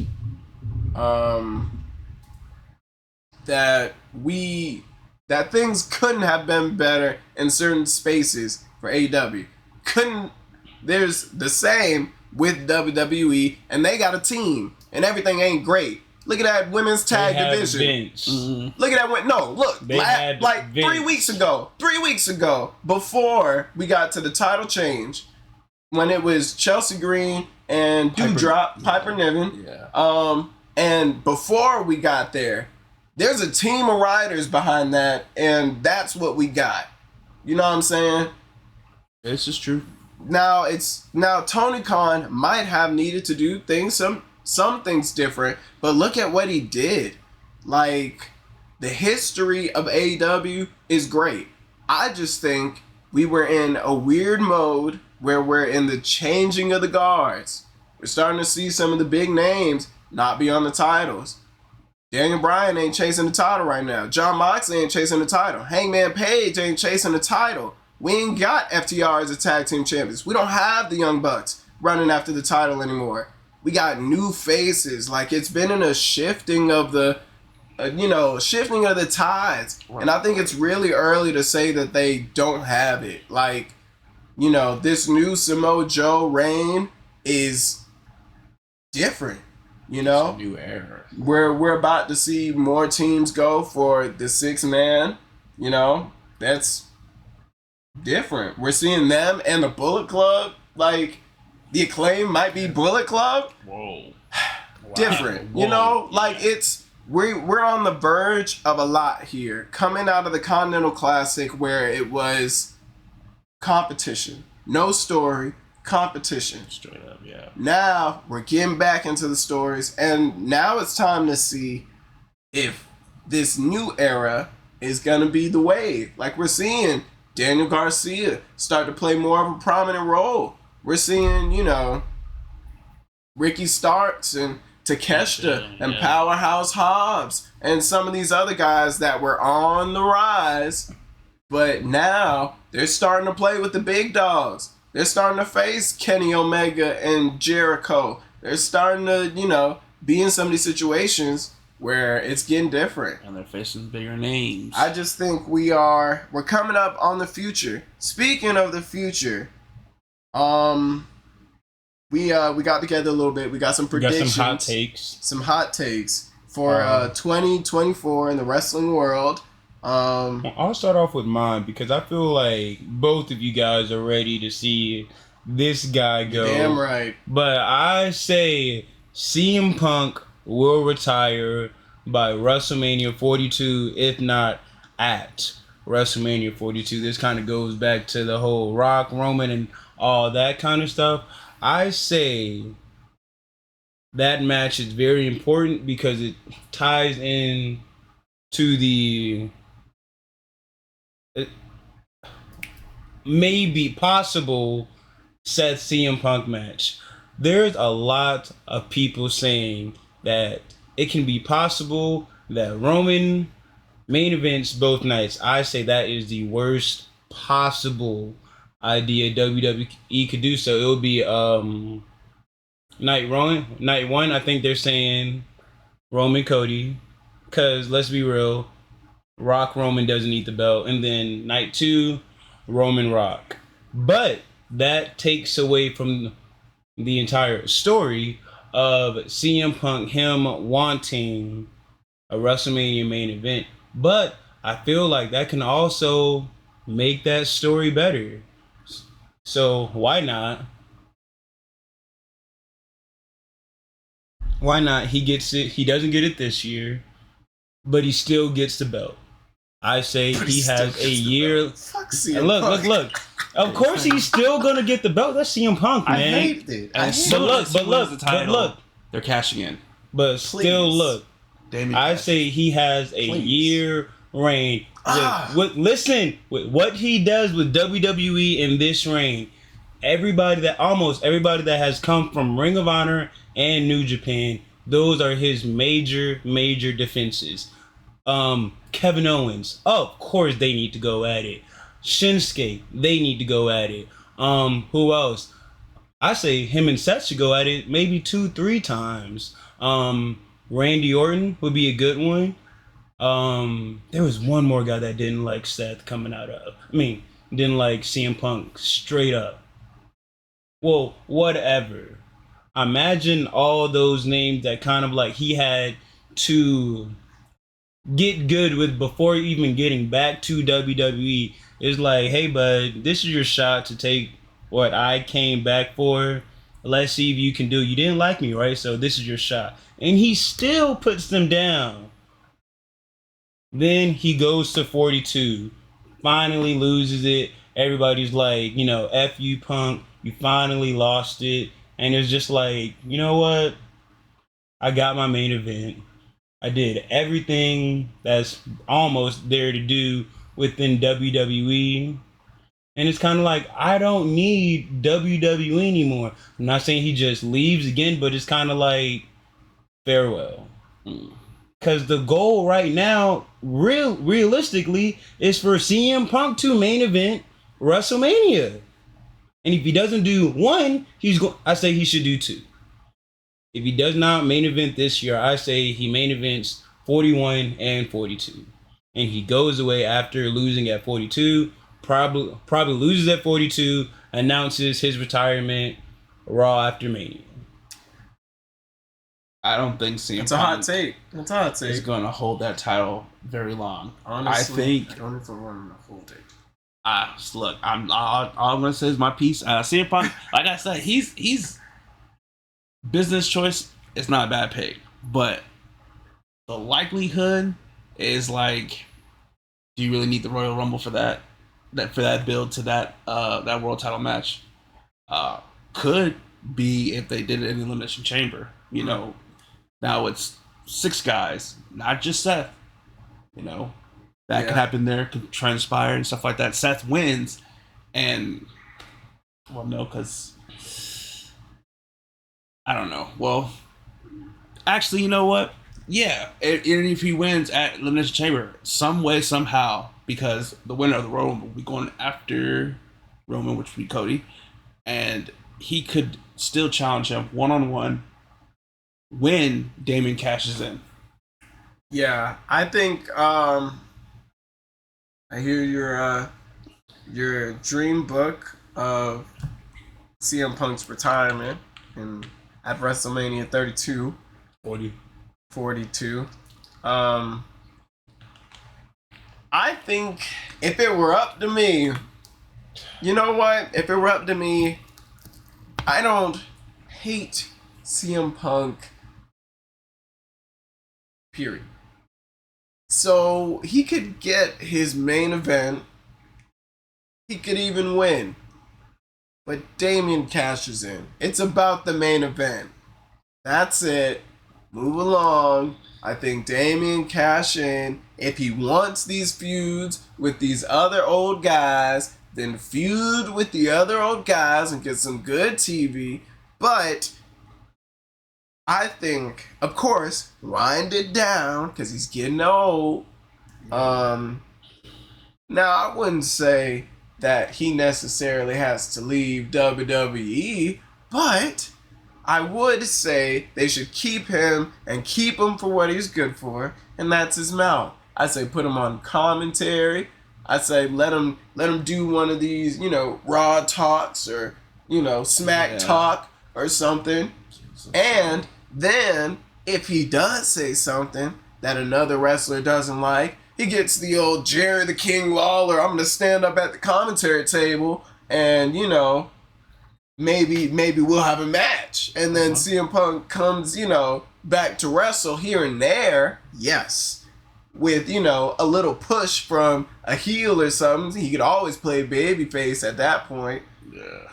You have a crowd behind him. Exactly. So. He could play that role and stay for his mouth.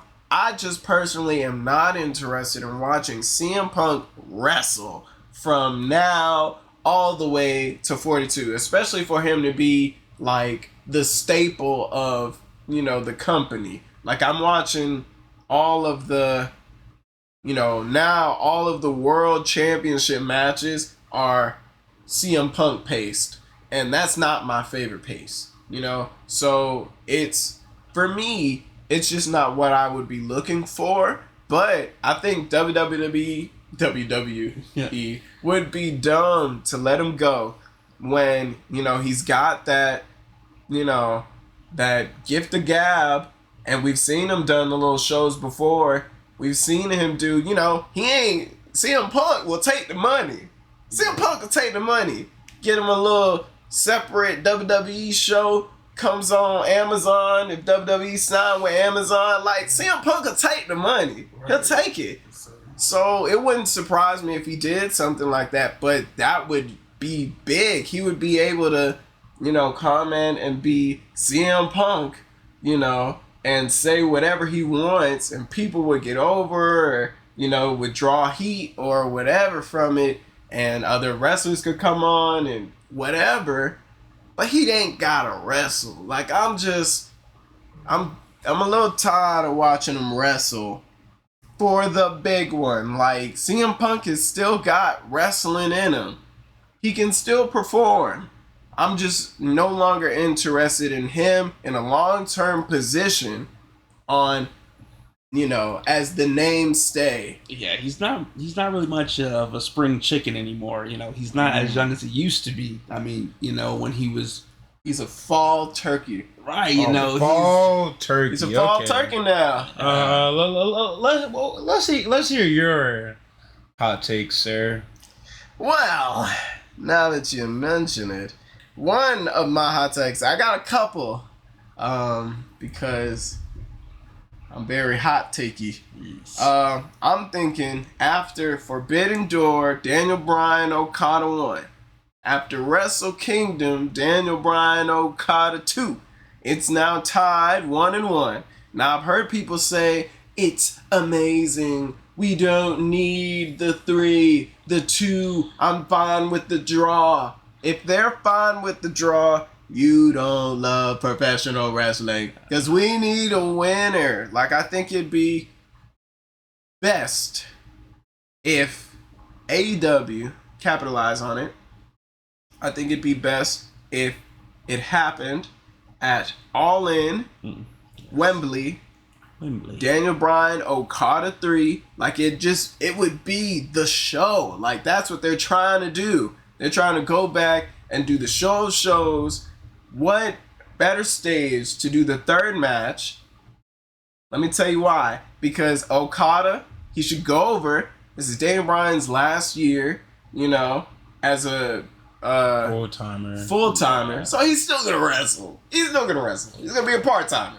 That's basically what he's saying. But, this is his last year being a full-timer. He don't need it. I mean, but Okada could get the win. It elevate him, because now he's 2-1 on Daniel Bryan. And if he wins, New Japan would gladly let him come over, regardless of his position. If he's world champion, if he's not, if he's their golden goose at the time, then it's okay if he comes over to Wembley because he's going over. Yeah. It's just, it would be a good business move. It'd be easy to do, and it'd be arguably one of the matches that would put that card, into history. It's the rubber match, arguably the best in AEW, arguably the best in New Japan. We've seen, he came over to AEW, lost. Daniel Bryan went over to New Japan, lost. Now, AEW stage, but Okada wins. Kazuchika Okada wins, and now can become the guy that when Forbidden Door does come over, AEW fans are like, oh shit, it's Okada. Now it's not just he's this big name in Japan. Now it's, we watched him beat Daniel Bryan, And then it changes, that whole thing. That's my Daniel Bryan Okada 3 at Wembley, all in, and Okada goes over. My argument with that, one, I feel everything before you saying Okada should win, I was going with you. I feel like it should be at the biggest stage possible. I feel like it should be a 2 out of 3 falls match, or just some kind of match that is not either that or an Iron Man match. The problem with an Iron Man match, I feel like just because it's already a draw, it's going to be a very, very, very late pin. Like under 30 seconds left, somebody gets the first and only pin of the match. You could do that with just a 60-minute time limit. Indeed. But I feel like with the 2 out of 3, it's going to be obviously, most likely, Okada gets it, or whoever wins the match is going to get that first pin. I don't feel like it's going to be a blowout or anything like that. But we all know Bryan is about to leave, and we all know Okada's contract for New Japan is about to be up. And sources are saying number one route is WWE. Okada wants to go to WWE. So it's kind of like, let Bryan go out on top, let Okada go out on top for him to maybe sign back with us, or at least hopes he goes to AEW, so he'll still be in the circulation or whatever it's called with New Japan Pro Wrestling. But if he goes to WWE, it's wraps, and they just gave him a huge win. For at that point, for what? But he would go to WWE before Wembley. So yes. If he no.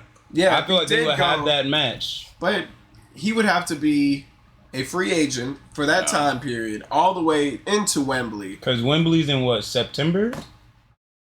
August. It's in August. So, yeah, so he'd have to be a free agent all the way into August. I don't know when his contract is over, but if it ain't near August, August 25th, yeah. So, but I'm expecting Okada to re-sign with New Japan. I think, though, it would be a good business decision for Okada. I just don't know they'd be able to make him the star they want him to be, the way that they book all their Japanese wrestlers. Now, he doesn't have that killer instinct in the ring that Asuka has, where she ain't got to say a word and, right. She could just come out there and kick your head off and you just don't want to talk to her. Right. Even like Kairi Sane, if Kairi Sane wasn't connected to Damage Control, would she be as relevant? Would they be able to portray her, as what they've been able to portray her as? It's because there's a story and a gimmick and the world champion and Asuka all involved that she gets to, really mesh in and form her place around them.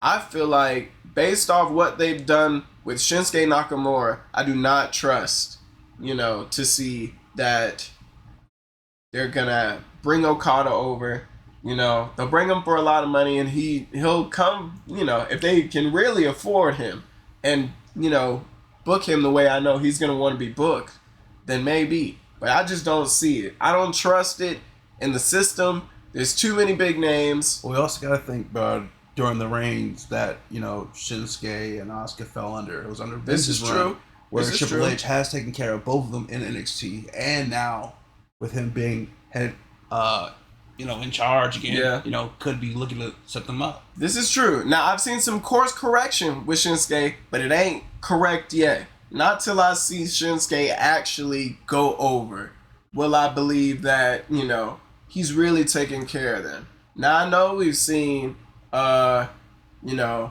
EO win the title, and that's, you know, that's an NXT darling for, you know, Triple H. That was like his women's champion right before he got called up. That's his girl, EO Sky. She had won it, you know, still with the thing, you know, flying, you know, all that stuff with the mask and stuff.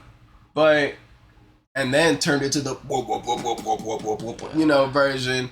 And, you know, you could already tell Triple H was going to take care of her based off of how she was booked. You know, came in, won the tag titles with Dakota Sky? Dakota Kai. Dakota Kai, thank you. And, you know, so it's like taken care of. I'm still, since Triple H has been back, you know, we got Asuka won at WrestleMania, right? Yeah. Beat Bianca? Did she lost? I don't remember. I don't think Asuka's ever won a WrestleMania. She was just at WrestleMania, but I think she lost. Yeah, she did. Yeah. And we thought she was gonna win. Yes. Nope. Yeah. So, you know, Triple H had the reins then too. There's been course correction because Asuka looks like a beast right now, and Shinsuke is getting cool story stuff with Cody Rhodes, but he's still getting pinned against Cody Rhodes. He's still getting pinned against Seth Rollins. You know, like, it's still not the Shinsuke that I know yet, so I still don't trust that Okada would be the Okada I know right now. No, I completely agree. I don't think Okada. I mean, it'd be a cool thing to see, but AEW's got to be the place. Yeah, booking decisions, I'd rather let them have it at AEW. It's got to be the place. I feel like Triple H can focus on everything that he's doing right now, which has been doing great. So, and you know, he's really been building some layers. So, Okada best would be suited in AEW. Okay, my second hot take: Swerve as AEW World Champion 2024 is happening. I feel like we can all agree on that. Yeah, I think it's going to happen, but I definitely think they're going to prolong it.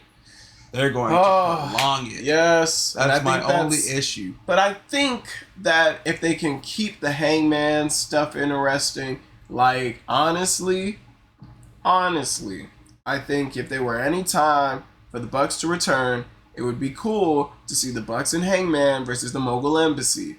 I would be okay with that. And, you know, prayers out to Kenny Omega going through all the surgeries or whatever. But if you were able to come back and be a part of that, that would be cool. I would take that while Swerve is building towards the world title. But I am ready.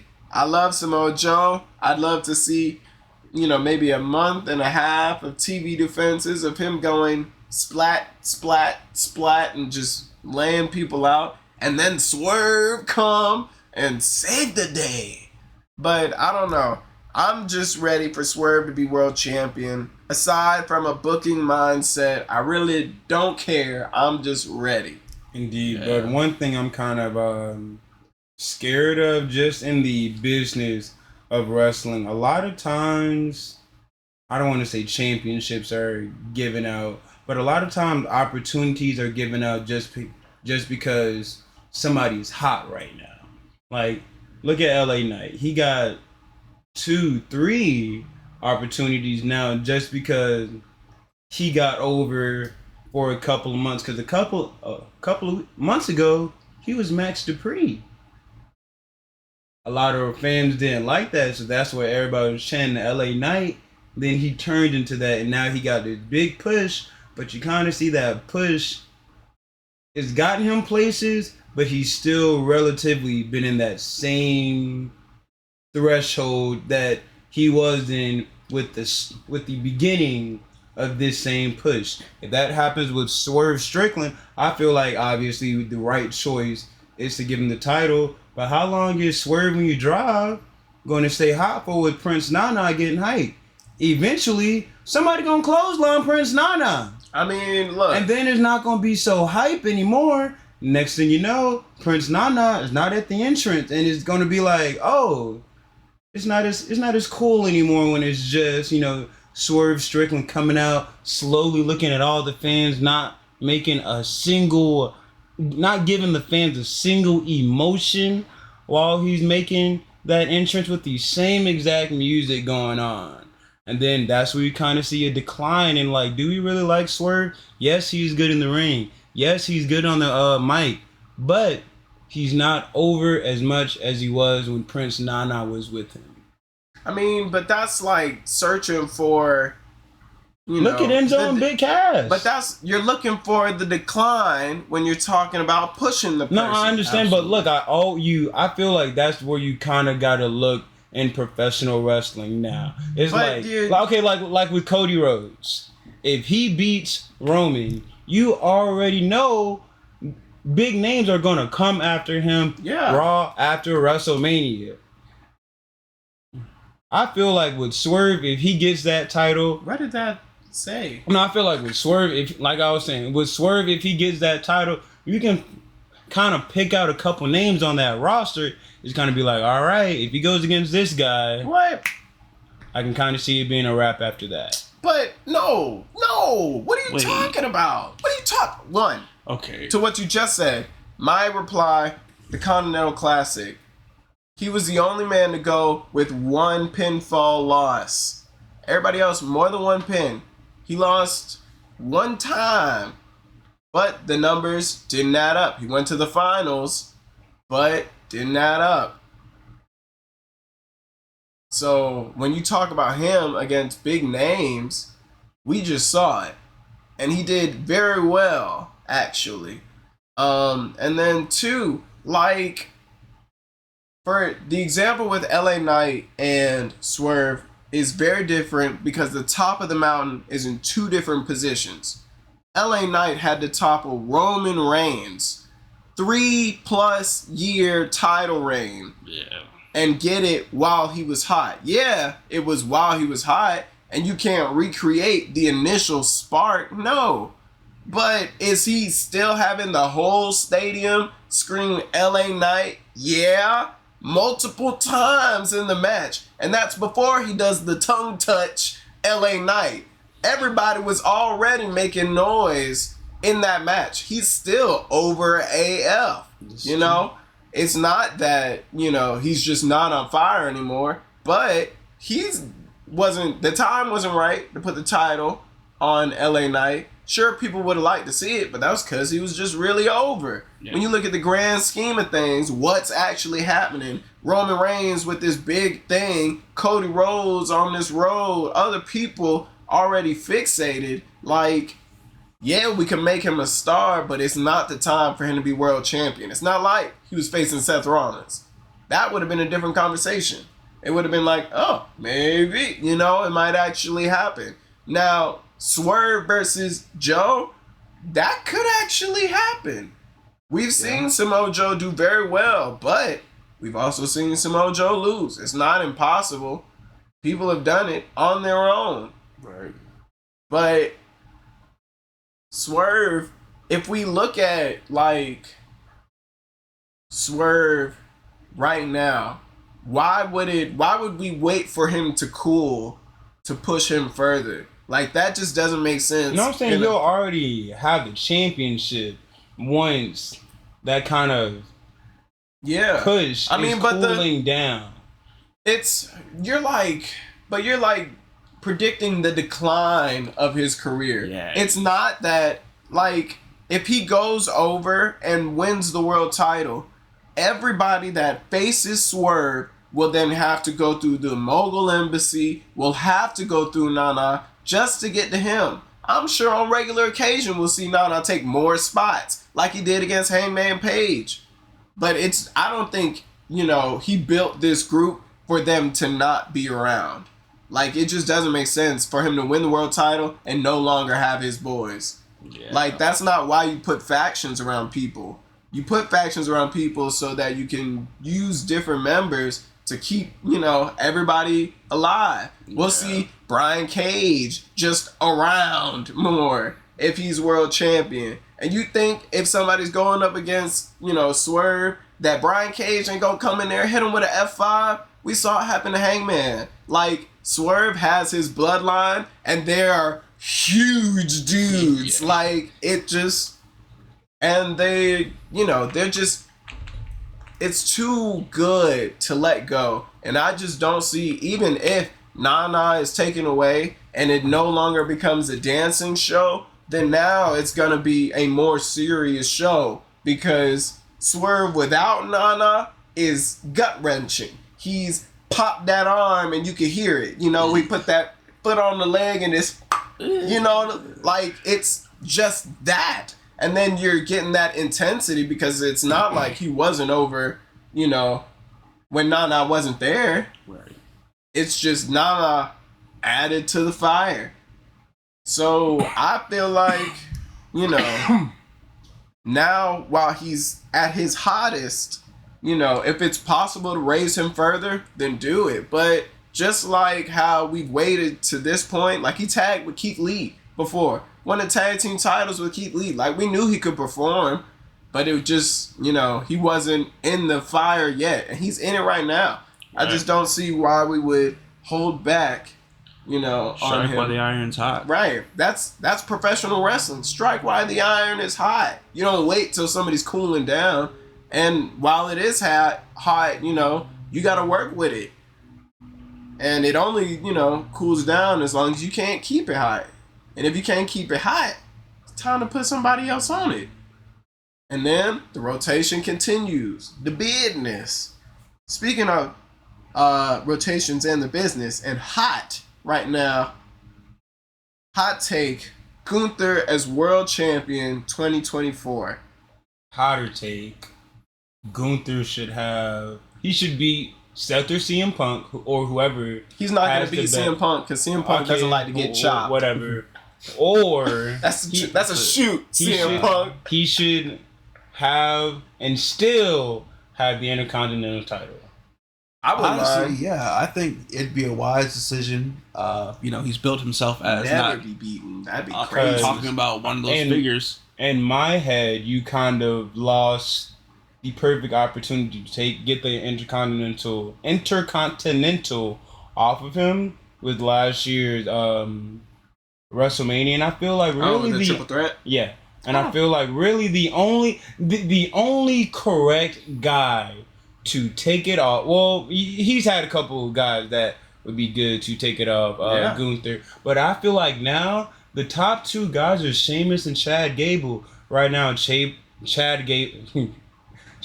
Gable has gone into the more so ad and comedic style wrestler, and Sheamus is hurt. So why not keep that reign going?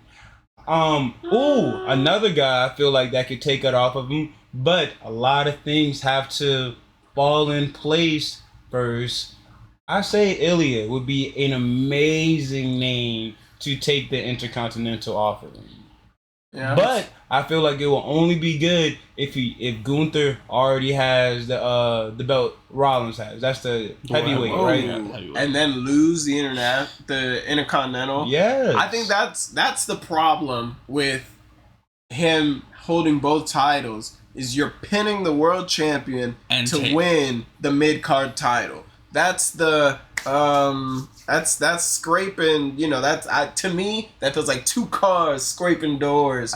It's just nobody's gonna come out, well, except the guy who won the mid-card title. He's gonna come out looking like a world champion, but it won't look as great for Gunther. But I would still see Chad Gable, regardless of his gimmick, still. I mean, that's just due to booking right now. I feel like after the whole, that was a 3-match thing as well. Yeah. And I mean, I feel like after that they really slowed him down. They really could have kept pushing him and like not even give him more matches against Gunther. You could have gave him more matches against you could have brought him back down to NXT and put him in.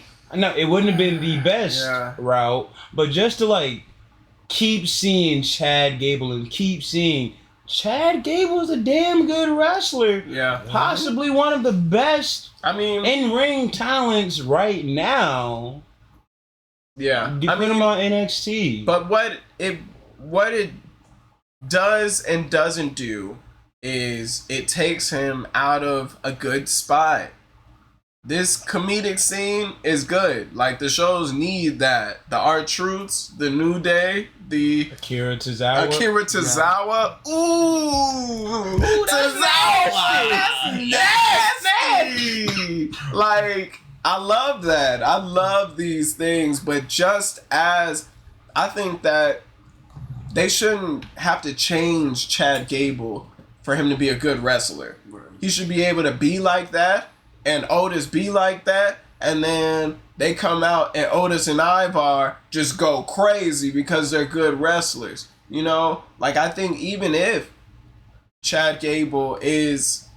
My thing with Chad Gable, though, is they don't really have matches where it's just two guys working outside of champions or guys who are on the rise to fighting a champion. Right. The rest of the matches, good, not exactly like work heavy. The work heavy matches are things with things behind it. The U.S. title, tournament. The, matches of the current number one contender versus, or, a feud with Cody Rhodes and somebody else. Like, it's not...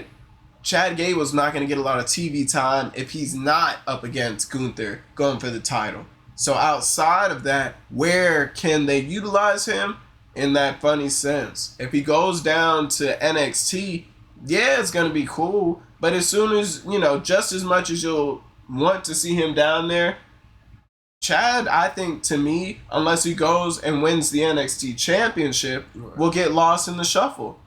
Because if a main roster person comes down and doesn't get in that title picture, doesn't, dominate when they get there, you end up like Baron Corbin, who now has to, mix and weave with everybody else to stay relevant in NXT.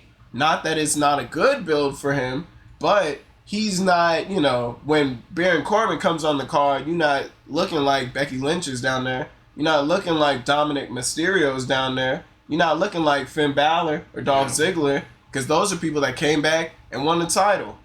It's got to be, if he goes to NXT, for me, he'd have to win the title to stay relevant, where he could just stay relevant on the main roster, and, it's only because he's in the funny sense. Now, I do think, but this is WWE, so they're not just going to change the way that they book. It would be nice if they booked more matches to show people working, but that was, like 205.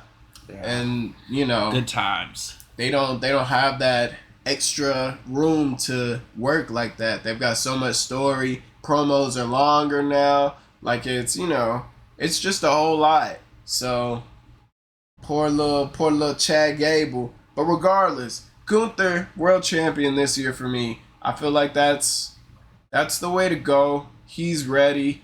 As soon as we get out of WrestleMania, let's talk about how to get him, hovering around those main title guys. And that's why I was saying, me personally, my Royal Rumble pick, maybe not to everyone's like, but I say Gunther. I think he could do it. This way he can still defend the Intercontinental title. Yeah. On his way to the grandest stages of all. Where then if he goes over or when he wins against someone like Seth Rollins, that's another legend. Yeah. The only way I could see him losing the Intercontinental after winning the world title is multi-man and not being the one that gets pinned. That's the only way, because doesn't sit right with me to pin him one-on-one while he's holding the world title to a guy you're not about to give the world title to. Like, it just, you all know. or nothing type of deal. That's, you know, that's a big situation right there. But there's also, so we got 2 more hot takes on our list, and one of them is yours. Yes. I believe it was... yes, the Undisputed Kingdom Takeover 2024. They taking over everything. Look. Baby. It was genius. Hear me? Genius. How they played this whole double arc story with MJF. And hey, look, I'll say how they did it. You know, they made it where it was like, for those moments, there's quick moments you believe that can't be Adam Cole. I mean, that couldn't be. Honestly, like, to me, they showed us in the beginning. Everything was there. You know, when people were getting jumped, I remember people going, you know, well, the mask guy, he's a little smaller in stature. You know, it couldn't be this guy. And then, you know, we get to it, and Adam Cole, though, you know, it wasn't the plan. Who knows what the story was before. But when he broke his ankle and MJF needed somebody to tag with, it was Adam going, you got to give Joe a shot. When, you know, the world title was on the line, it was, you gotta be fair. Don't do it like this. It was always Adam Cole for Samoa Joe. The business was always between the two, and they made it, you know, though I would say it wasn't the Bloodline story, and I feel bad for every other story in wrestling right now, because if it's not the Bloodline story, it's like terrible. It's not good, you know, not cinema. We are used to the finest of, you know, of soap opera, you know, viewing. Like, it's just, it wasn't that, but it had so many elements, and it had people guessing like who it was. It took an interesting aspect to me. It was, if you're a Naruto fan, you'll get this. It took a Toby to Obito turn, where it was like this guy that's super playful, you know, this guy you couldn't say serious, turn around, he's actually the mastermind, and it's not, you know, playful at all. He's actually really mean. He was just playing it so people would think somebody else was in charge and not come after him.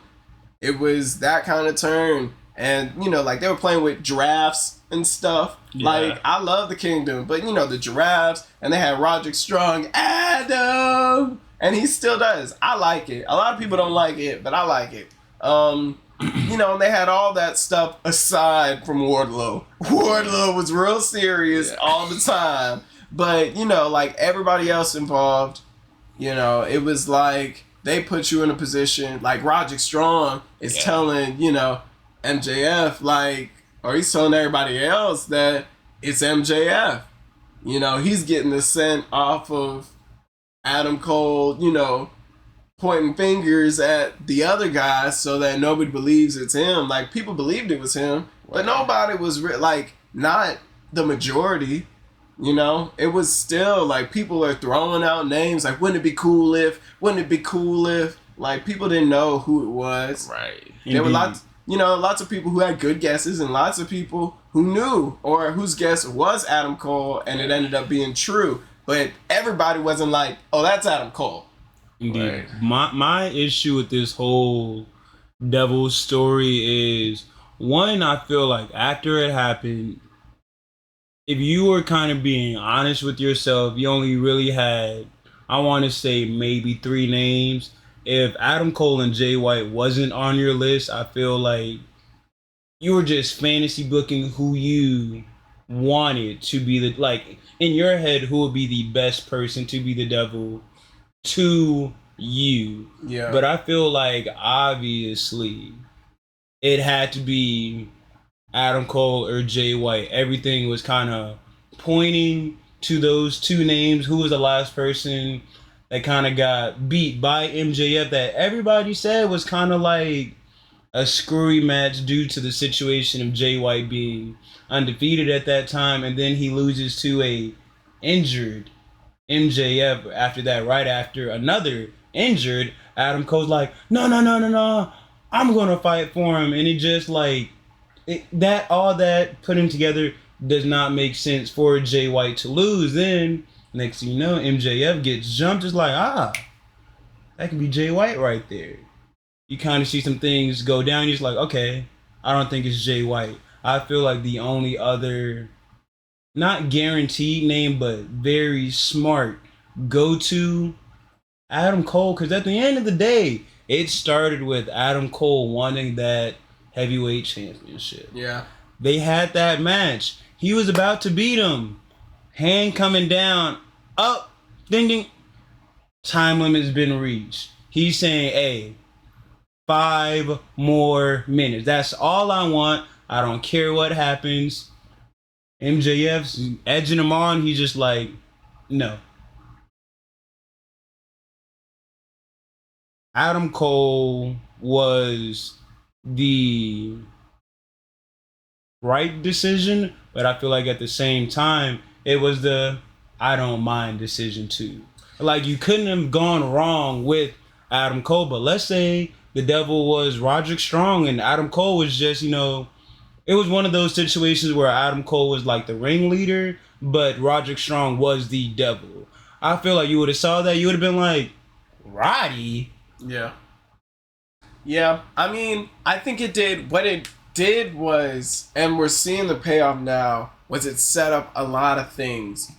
I had been watching Ring of Honor and I'd seen the Kingdom, and, they made the last time that I really saw them on Ring of Honor, they were saying they were calling out MJF and Adam Cole. Indeed. And I will say the devil story kind of fell flat after a while. Okay. Like, I'll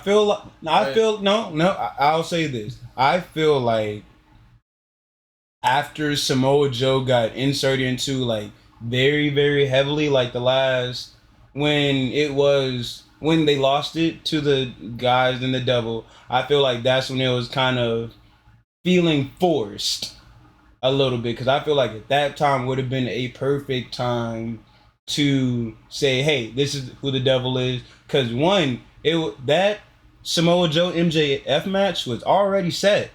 So now it's like Samoa Joe has to work with the guy he has a match with for that title in a couple of weeks. Why not screw him over? He just lost the belts. Boom. Devil's Adam Cole.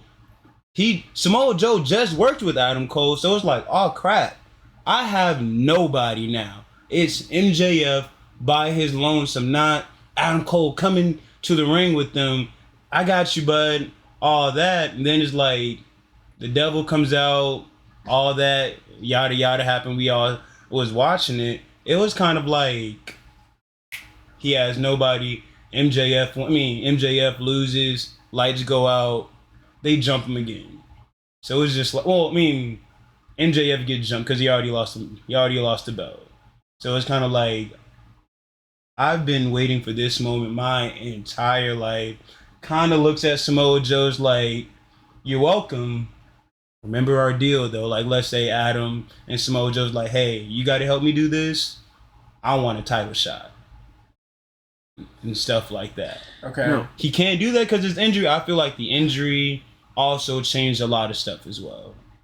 Yes, but as I was saying, before you barged in and went on that escapade, it started a lot of things. Like, I think a lot of people did, yes, lose interest in it being the hottest thing on TV.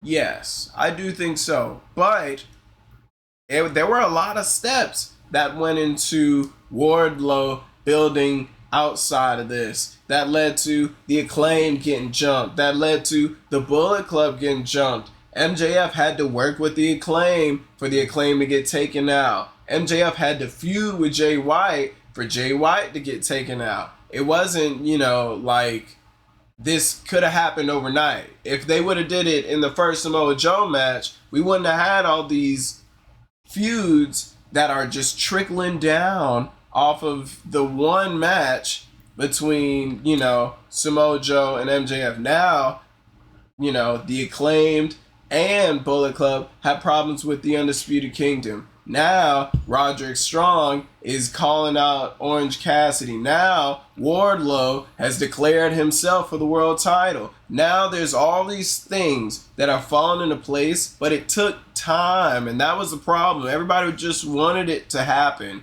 But I feel like what I'm enjoying now is what's coming after the Devil thing. Like, the Devil thing was longer than I thought it was going to be. Yeah.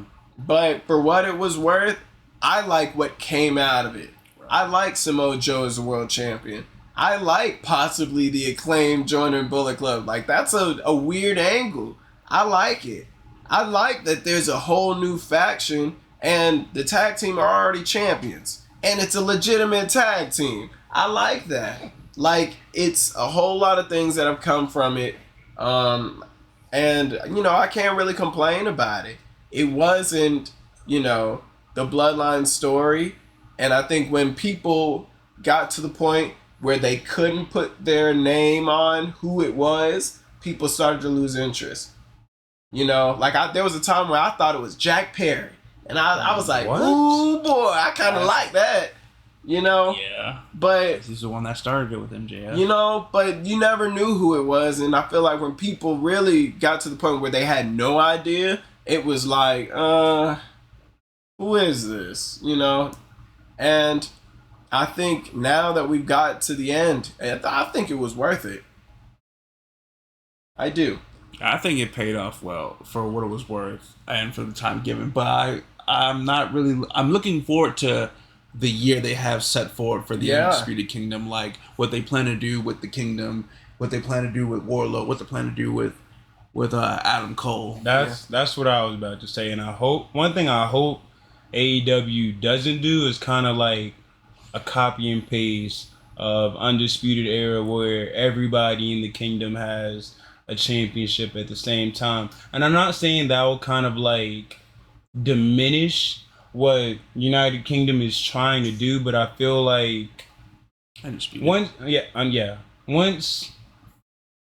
you kind of see Ring of Honor tag, then it's like, let's say Swerve beats Samoa Joe, then next thing you know, Wardlow's beat Swerve for the title. So now it's like Wardlow gets the championship. Adam Cole comes back, he gets the Ring of Honor world title. And then it's just like, you just kind of see it putting in place. You're just like I don't like forced booking. Let me just say that. And I feel like if you go from the Devil to this, because eventually what I feel like you have to get back to is Adam Cole versus MJF for the world title. That's why I really don't agree with Wardlow putting himself in the world title, because it's like either you're going to get kicked out of that group, or it's like you're going to have to fight somebody in that group. In the promo that Adam Cole did, he said when Wardlow wins the title, once Adam Cole is ready for action, Wardlow is going to hand it over to Adam Cole. So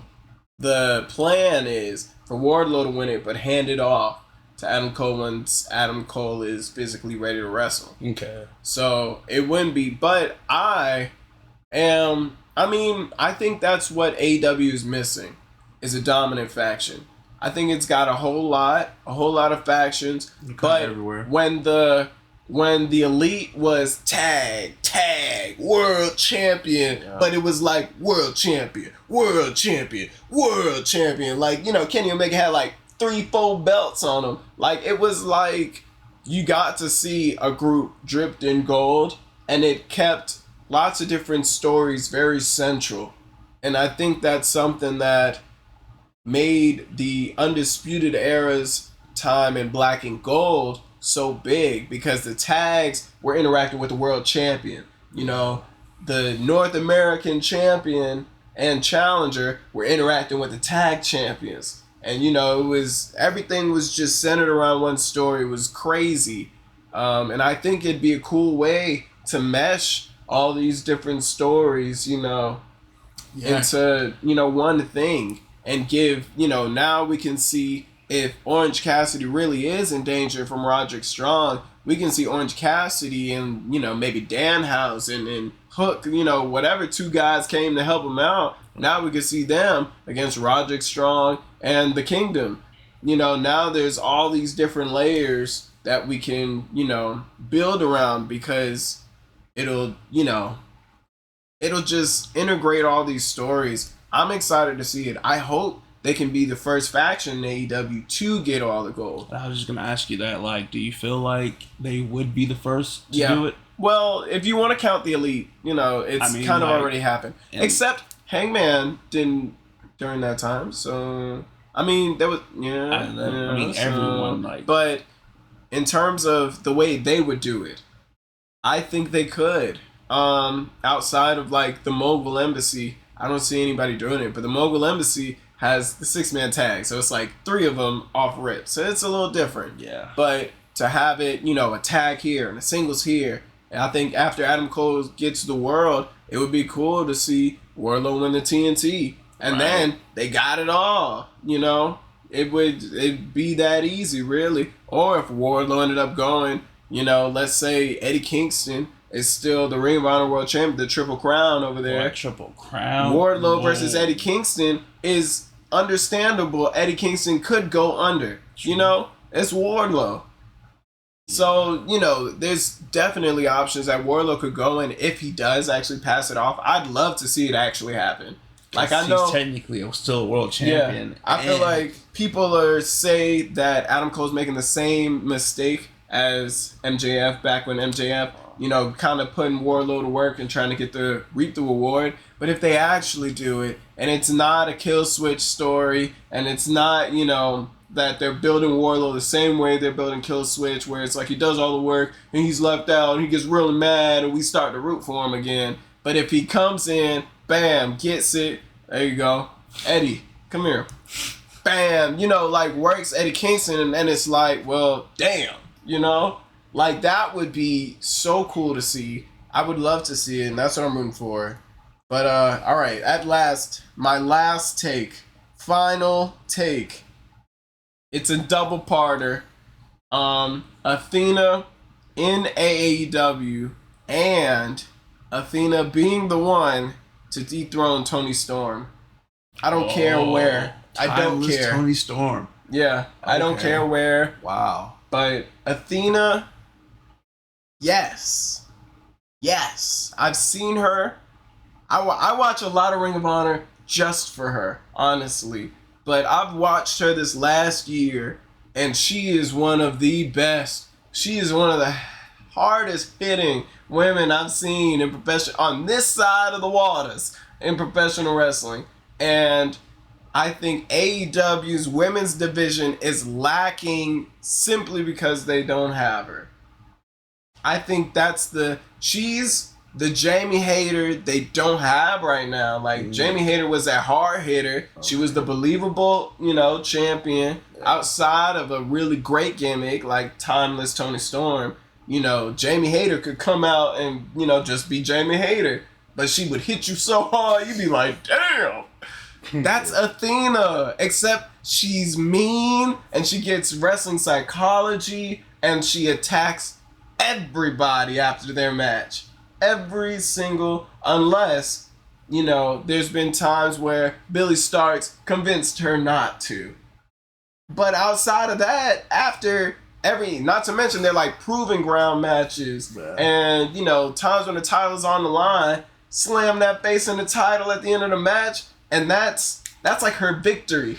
If you play WWE video games, that's it. It's every time.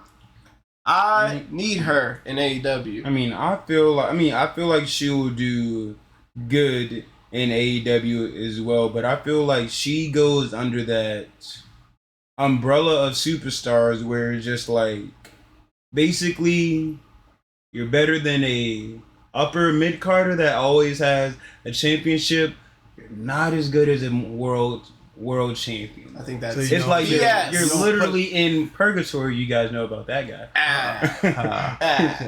But it's you're in that really, really bad spot where it's just we can give you the Intercontinental title. I don't know if we'll give you that world title. If we do, you're going to be more so a transitional guy. We're going to see how basically we're going to see how you do. Kind of like, who was it? They just gave him a title. Anyways, somebody. Like, you know how they give like a Santino Marella. Let's just do not like no not comparing Athena to Santino Marella, but you know how they just kind of like give somebody a title and like let's see what they can do with it just to kind of get it off of somebody else. But let's say Britt Baker comes back. Let's say beat the brakes. Chris Statlander comes back whenever she gets done doing whatever she got done with her glass legs. I love her, but I love her. What do you? Yes, but then here's another thing. Are we not going to talk about Mercedes Moné going wherever she's going to go? 90% AEW. If she goes to WWE, I'll be very, very shocked, appalled, and surprised. WWE can cough up the cash. Boy, that's Charlotte Flair money, and they ain't coughing that up. But we talking about Athena. You talking about Athena? That Athena is way more than a mid-card women's wrestler. Athena is world title. No, it's not. To me, it's that. But do you watch her? Huh? Yes. Yes. Does he not see it then? I don't think you do. I watch those title defenses, man. Yeah. I say ow. I mean, but that's just the title defenses. I'm talking about if you watch her, like, inside and outside the ring. Her promos, great. Her freaking, like, just the way she comes down to the ring on a regular basis is just great. Regular matches, they do this shaking a hand. I've seen her shake hands, hold on to it, bring her in, pow, right across the face. You don't see that every title match, though. I'm talking about from the time that I see her on a weekly basis and the time that I see her in main event or pay-per-view situations. Athena is just as good, if not better, than your Thunder Rosa, than your Britt Baker, than possibly your Toni Storm. Athena is one of the best female wrestlers, I think, on this side of the waters. For sure. The Joshi Killer. She's a bad mama jamma. And I think the fact that she's been able to maintain this Ring of Honor Women's Championship is... I'm gonna chop it up to this because I think Tony Khan knows what he's got because she's been champion for so long. The longest Ring of Honor champion ever, might I add, between all the titles. But I think that he has to keep her on Ring of Honor because he doesn't have another star. Bring her into AEW and it messes up everything else. Because if you bring Athena into AEW, then your Toni Storm is in trouble. Then your Thunder Rosa run is in trouble. And if you have an idea for that already, then you're not looking to bring this fish in when she can just hold this title and be dominant here. Right. It doesn't have to distract from. But I think if like Toni Storm is a great AEW Women's Champion and very deserving and a good person to put that title on the back of, but when it's time to put it on somebody different, I think it should be Athena. I do, because I don't think there's another women's wrestler building to that kind of stature besides Athena. Like, you've got your names that have already been there, like your Rihos, like your Thunder Rosas, or the women who are fighting for the TBS, like Statlander, like, or your Julia Harts that are building their portfolios to become those. When you've got a world champion right there, and she could rock the world if he put the keys in her hand, he just won't do it. If I was Tony Khan, I would have already. Shake the axle sound. Yeah. But that's my hot take. I think she should come in. I think she should win it. I might have to side on that. The fact that if he's able to acquire her, that whole division is like on red alert. Right. So I definitely think that she's definitely worth it too, because she's shown to be pretty unique in ring and out of the ring. Right. She's been great with her work with Billy. Right. The whole minion edge angle and everything. And been able to keep her, aggressive standing. It's like, come on, working, now. And then circle back to them formulas. Working formula. Exactly. And it's like there are times, the time between when we got Timeless Tony Storm, like really got her with Luther and the shoe and all that. Before that, when it felt like that division might have been in the air a little bit, we could have had Athena as champion, and it would have been must-see TV. She would have came every week.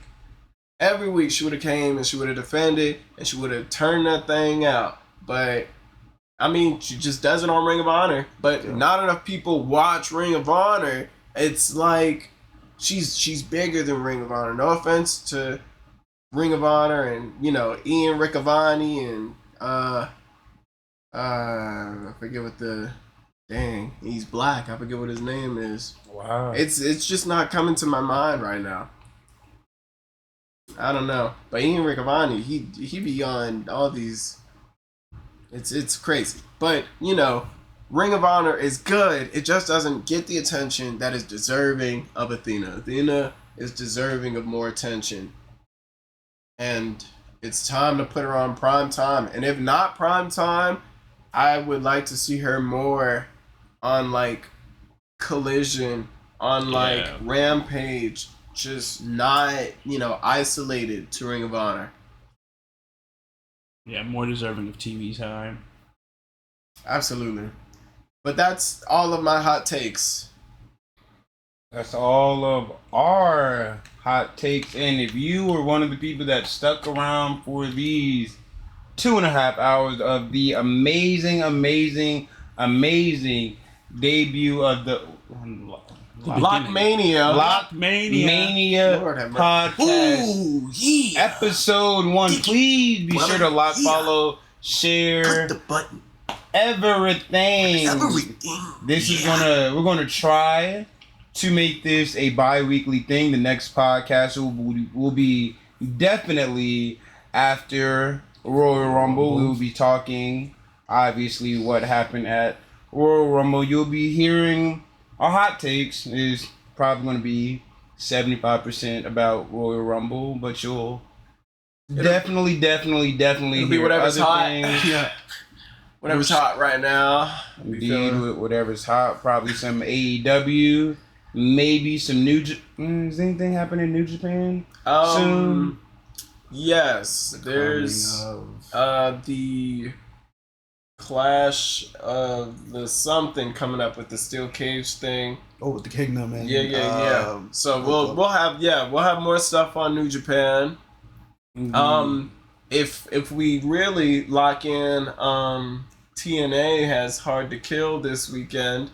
But basically, a lot of wrestling news coming your way. If you like wrestling, check out our own universe, Professional Wrestling, on Twitch. ACW Locker Room, one word, 2 R's. Indeed, every Sunday, Monday, and Thursday at 8. Absolutely. This will get uploaded on not a Sunday, Monday, or Thursday. Speaking of, if you're tuning in this week, go home for Chaotic will be Thursday. Stand and Deliver All In will be this Sunday at 8. We're on the road to WrestleMania. Big things popping. Nothing's stopping. We are on the road and it's going crazy. That's my That's my promo to you. Yes, this has been LocMania episode 1. The beginning. Yes, and then there was light.